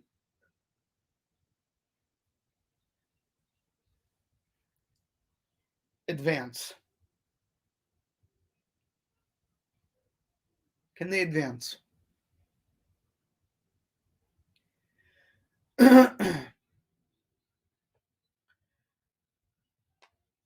So the 49ers, ladies and gentlemen, they have gotten far. Okay, they have gotten far enough. And it is without a shadow of a doubt the most surprising thing ever to get where they're at. But if you think about it,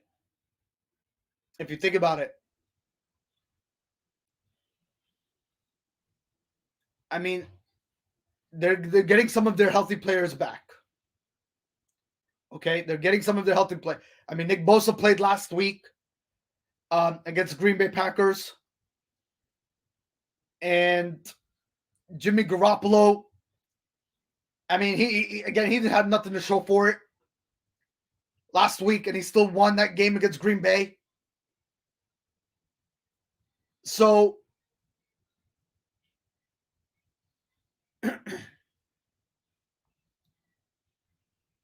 can the 49ers do the impossible, folks?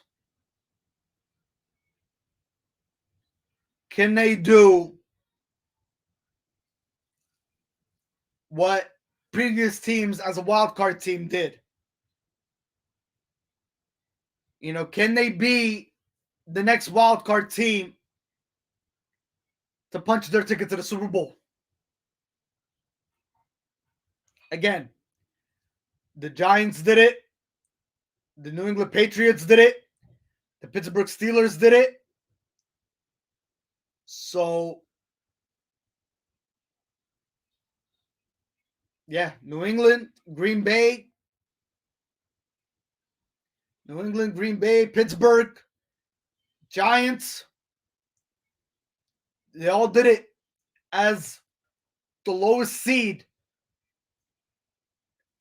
and go on to the Super Bowl and win it. Out of the four out of the six. Can 49ers do it, folks? Can the 49ers do it? I am a little bit puzzled because this makes it really tough. I mean, just seeing the remarkable run that the 49ers had to get this far just makes this game very, very challenging and juicy going into this NFC Championship this evening.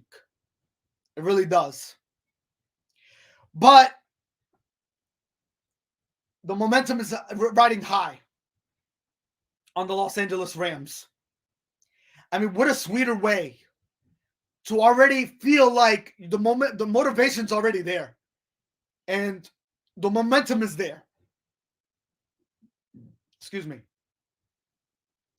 But what a sweeter way, what a bitter way to find out that the Super Bowl has come early for the Los Angeles Rams.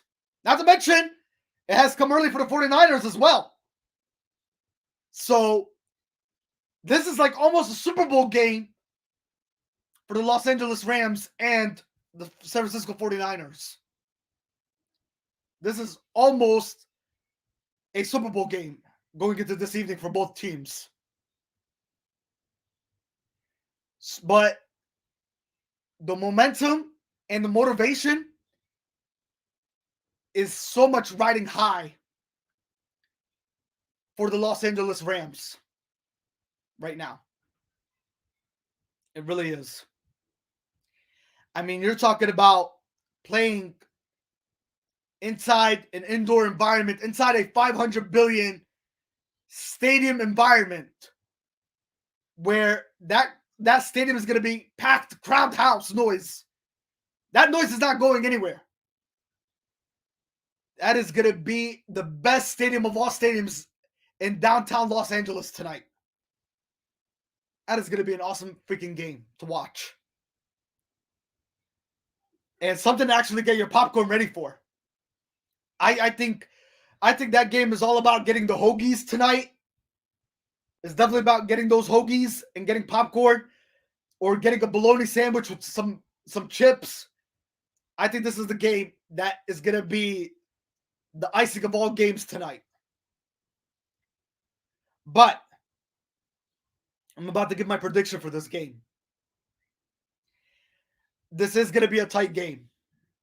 Mark my words. It is going to be a tight one. I actually like this game to either go by 3 points differential or maybe a 7-point differential, or could be a 10-point differential.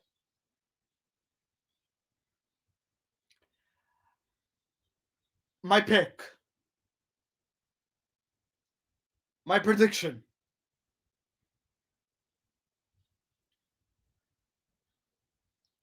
Ladies and gentlemen, I like the Los Angeles Rams.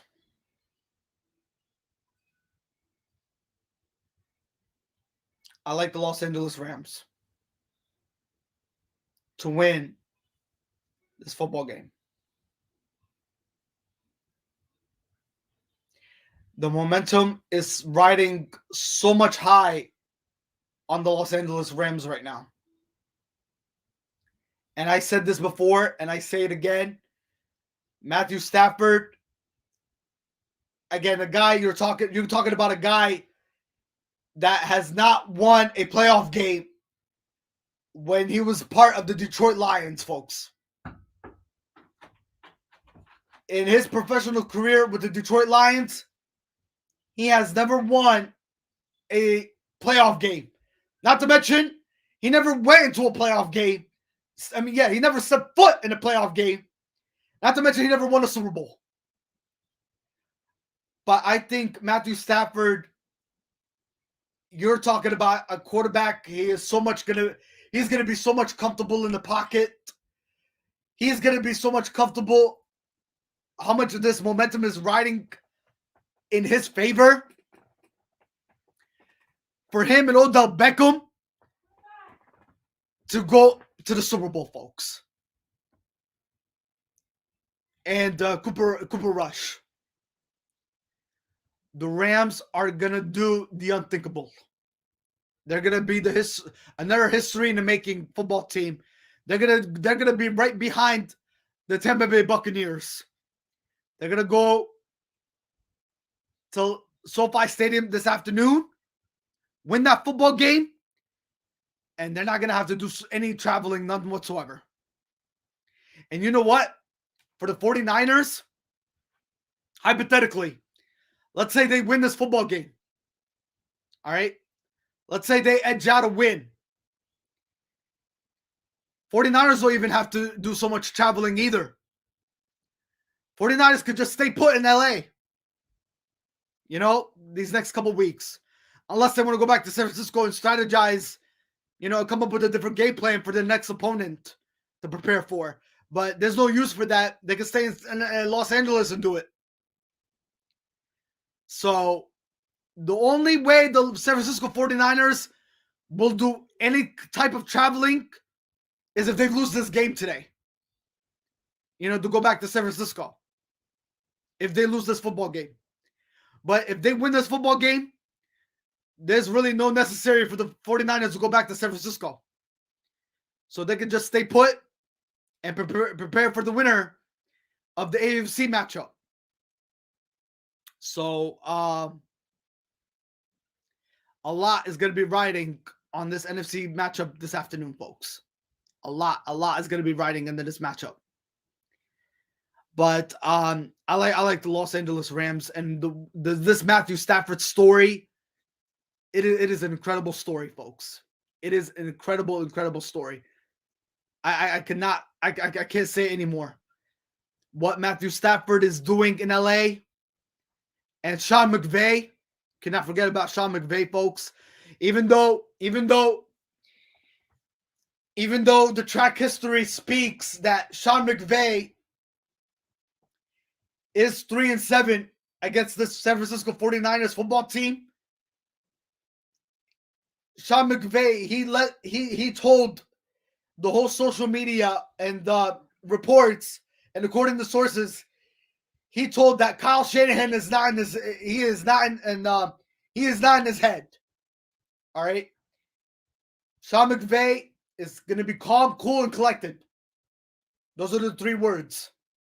Those are the three C words, folks. He is going to be calm, cool, and collected to what needs to be done, to what needs to be accomplished, to what needs to be achieved. Okay? That is Sean McVay going into this football game. He's going to be calm, cool, and collected. Those three C words. Calm, cool, and collected. He's also going to accomplish, achieve, and become successful. That is what's going to happen for the Los Angeles Rams. They are fully determined. They're going to become, they're going to strive for success. They're going to strive for excellence. They're going to achieve, and they're going to accomplish going into this football game. Going into this football game, folks. That is exactly what the mindset of the Los Angeles Rams going into this football game this afternoon, folks. And talk about home field advantage. Talk about home field. Even though a lot of people are telling me, yes, last week, home field advantage, they fell into their place. Yes, I know. Last week when we witnessed the Green Bay Packers, they lost in their home turf. The Tennessee Titans, they lost in their home turf. And which other home team lost? We had the Tennessee Titans, they fell. The Tennessee Titans fell at home. The Bengals, not the Bengals. The Tennessee Titans fell at home. The Green Bay Packers fell at home. And the other team fell at home. Which other team fell at home?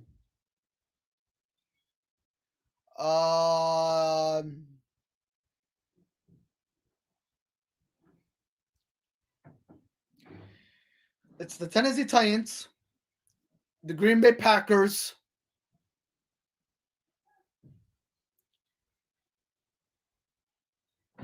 the Tennessee Titans. Oh, yeah. Yeah, the Tennessee Titans, the Green Bay Packers,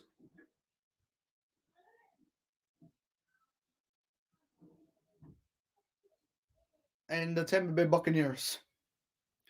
Yes. So the Tennessee Titans fell at home, the Green Bay Packers fell at home, and the Tampa Bay Buccaneers fell at home. Those were the three teams that fell at home. Even though there is a trend going around the NFL that home field advantage doesn't really mean a whole lot. But again, the one road team that I really do see winning is from the AFC from the AFC picture, where the Bengals have that legitimate shot of knocking off the Kansas City Chiefs. But as far as the NFC side, man, do I like the Los Angeles Rams more than the San Francisco 49ers. I do like the Los Angeles Rams against the 49ers. So the momentum is right, is all over the place for the Rams. And Matthew Stafford, ladies and gentlemen, he is doing history that has not been done before. Again, and that history is a guy that has never been to a playoff game, he has never been to the playoffs, has never won a playoff game until last week, and also the previous week before, where the Los Angeles Rams, they won a wild card game in beating the Arizona Cardinals, and then they beat the Tampa Bay Buccaneers on the road, and now they're back at home with another NFC West rival, the 49ers. So the Rams are going to do what the Tampa Bay Buccaneers did last year, folks. They're going to be right behind them, and they're going to be the second football team in the National Football League to win a Super Bowl in their home stadium. And what a Matthew Stafford story that's going to be, folks. What a Matthew Stafford story that is definitely going to be in the National Football League. Yes. So, ladies and gentlemen, Super Bowl 56 is pretty much set here on Worldwide Sport Updates. It's the Bengals versus the Los Angeles Rams. But again, I will not be shocked. If we see a good football game in the making, where it could come down to being the Chiefs versus the Rams. And do you remember how that game last time ended up? Where it was Jared Goff versus Patrick Mahomes. And that game was a high-scoring game. It was 54-51 Kansas City Chiefs. But that was Jared Goff under in the backfield, under center as a quarterback. But this time, I think with Matthew Stafford and Patrick Mahomes, if we do get that, I could expect a high-scoring game in the Super Bowl in LA.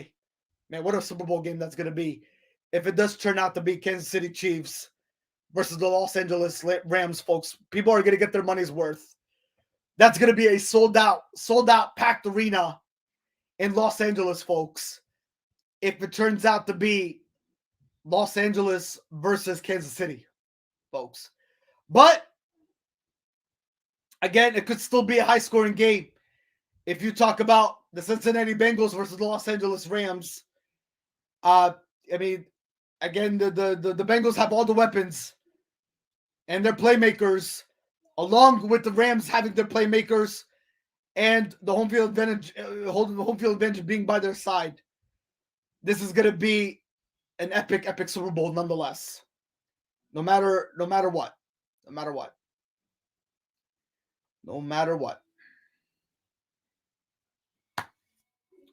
So, ladies and gentlemen, those are my Super Bowl. Those are my conference championship predictions, ladies and gentlemen, for the teams that will be punching their ticket to the Super Bowl. All right, ladies and gentlemen, again, thank you, Misho, for tuning in to our podcast on Sunday, January 30th. You have been a great audience, my friend. Greatly appreciated from the bottom of my heart. Thank you for coming on here and saying hello and making your voice be heard. It is definitely greatly appreciated nonetheless, my friend. Also, we had some likes. Melvin Lopez, thank you for tuning in, buddy. Greatly appreciated. God bless. Hopefully everything is going well on your end. Thank you for tuning in and showing your support and appreciation. Janice Awad, thank you for tuning in, showing your support and appreciation.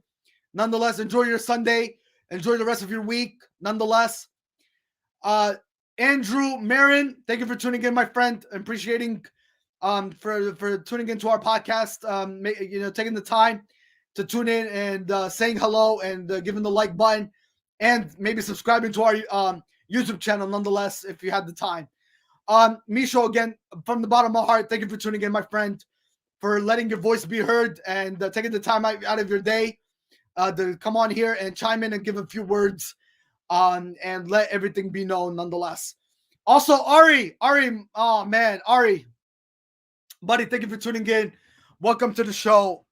Thank you for taking the time out of your day for coming on here and giving the like button and smashing to our YouTube channel, subscribing if you have the time. Please subscribe to our YouTube channel. Subscribe. If you do miss any videos, any of our live videos, YouTube channel's always there to tune in and listen to any videos that you missed. And Ari, my friend, I'm not becoming a heartbreaker here. I am not bringing any negativity. I know you are a diehard 49ers fan, and you are proud of your 49ers nation for getting this far and beating the Dallas Cowboys in the wild card and beating the Green Bay Packers in the divisional round. But my friend, I think the juice is going to come to an end. The Rams are just doing what really needs to be done. They are just that great of a football team. And they're gonna do what the Tampa Bay Buccaneers did. That momentum and that motivation is riding so much high in that Rams organization, in that Rams locker room, not to mention.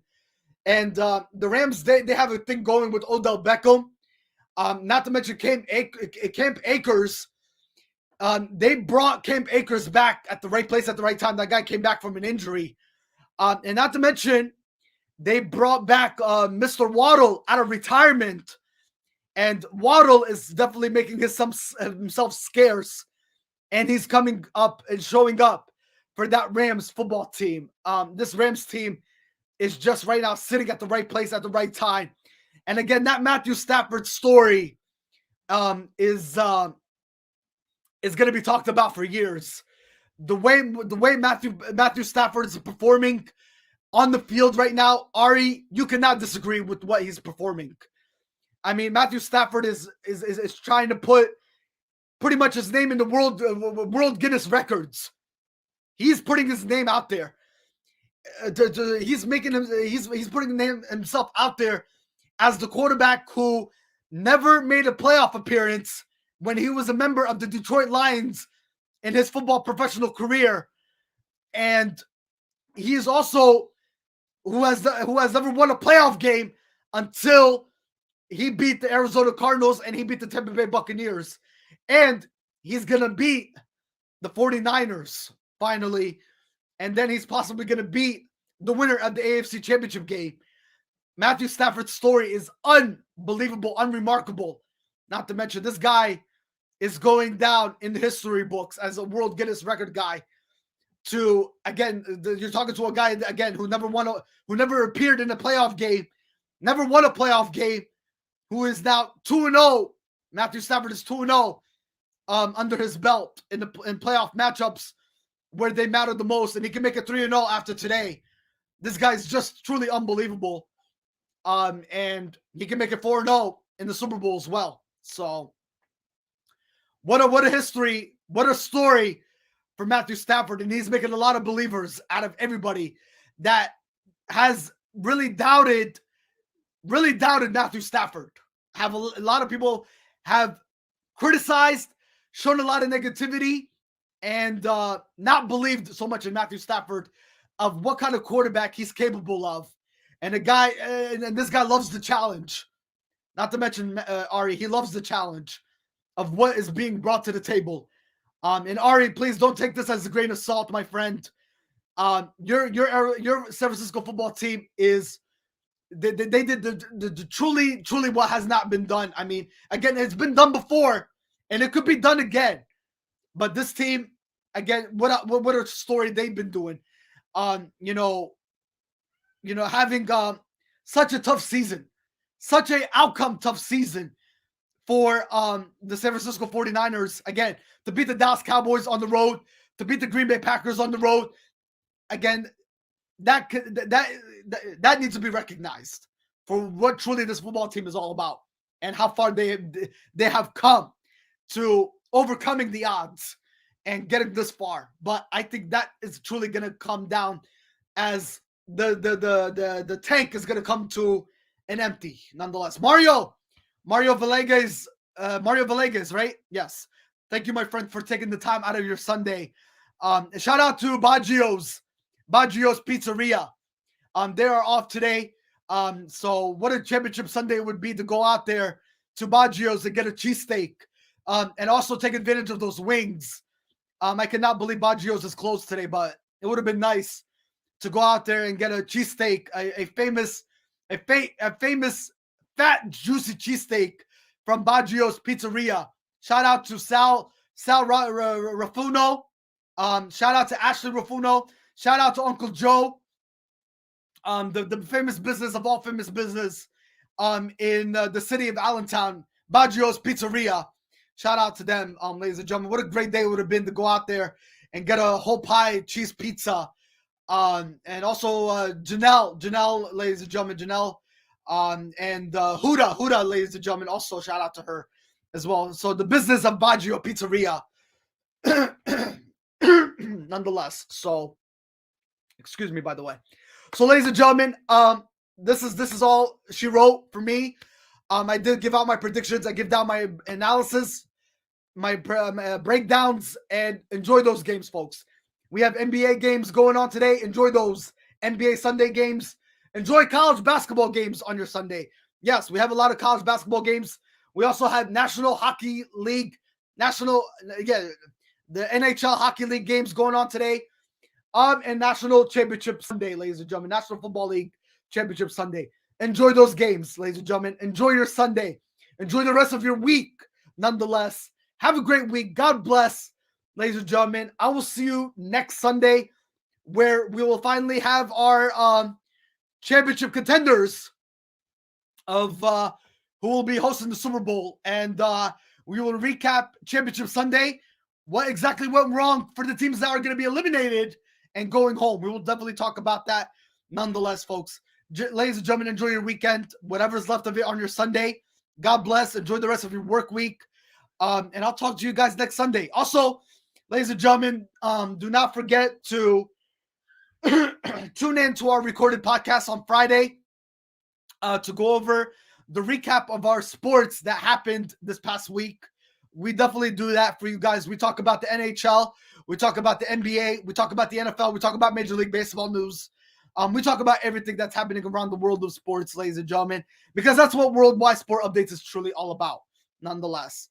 So, ladies and gentlemen, thank you so much from the bottom of my heart for everybody taking the day out of your Sunday and tuning in and letting your voice be heard, showing your voice and saying hello. We greatly appreciate it from the bottom of our hearts. Ladies and gentlemen, this is Worldwide Sport Updates, your podcast, your news, your local community. I'm signing off, and enjoy the rest of your work week and enjoy the rest of this weekend on your Sunday. Again, God bless and stay classy, Twitter family, Facebook family, TikTok family, Instagram family, everybody out there that's tuning in and listening again. I will see you all. Godspeed, ladies and gentlemen. Have a great one. Worldwide Sport Updates, your podcast, your news, your local community. And I'm signing off. Take care.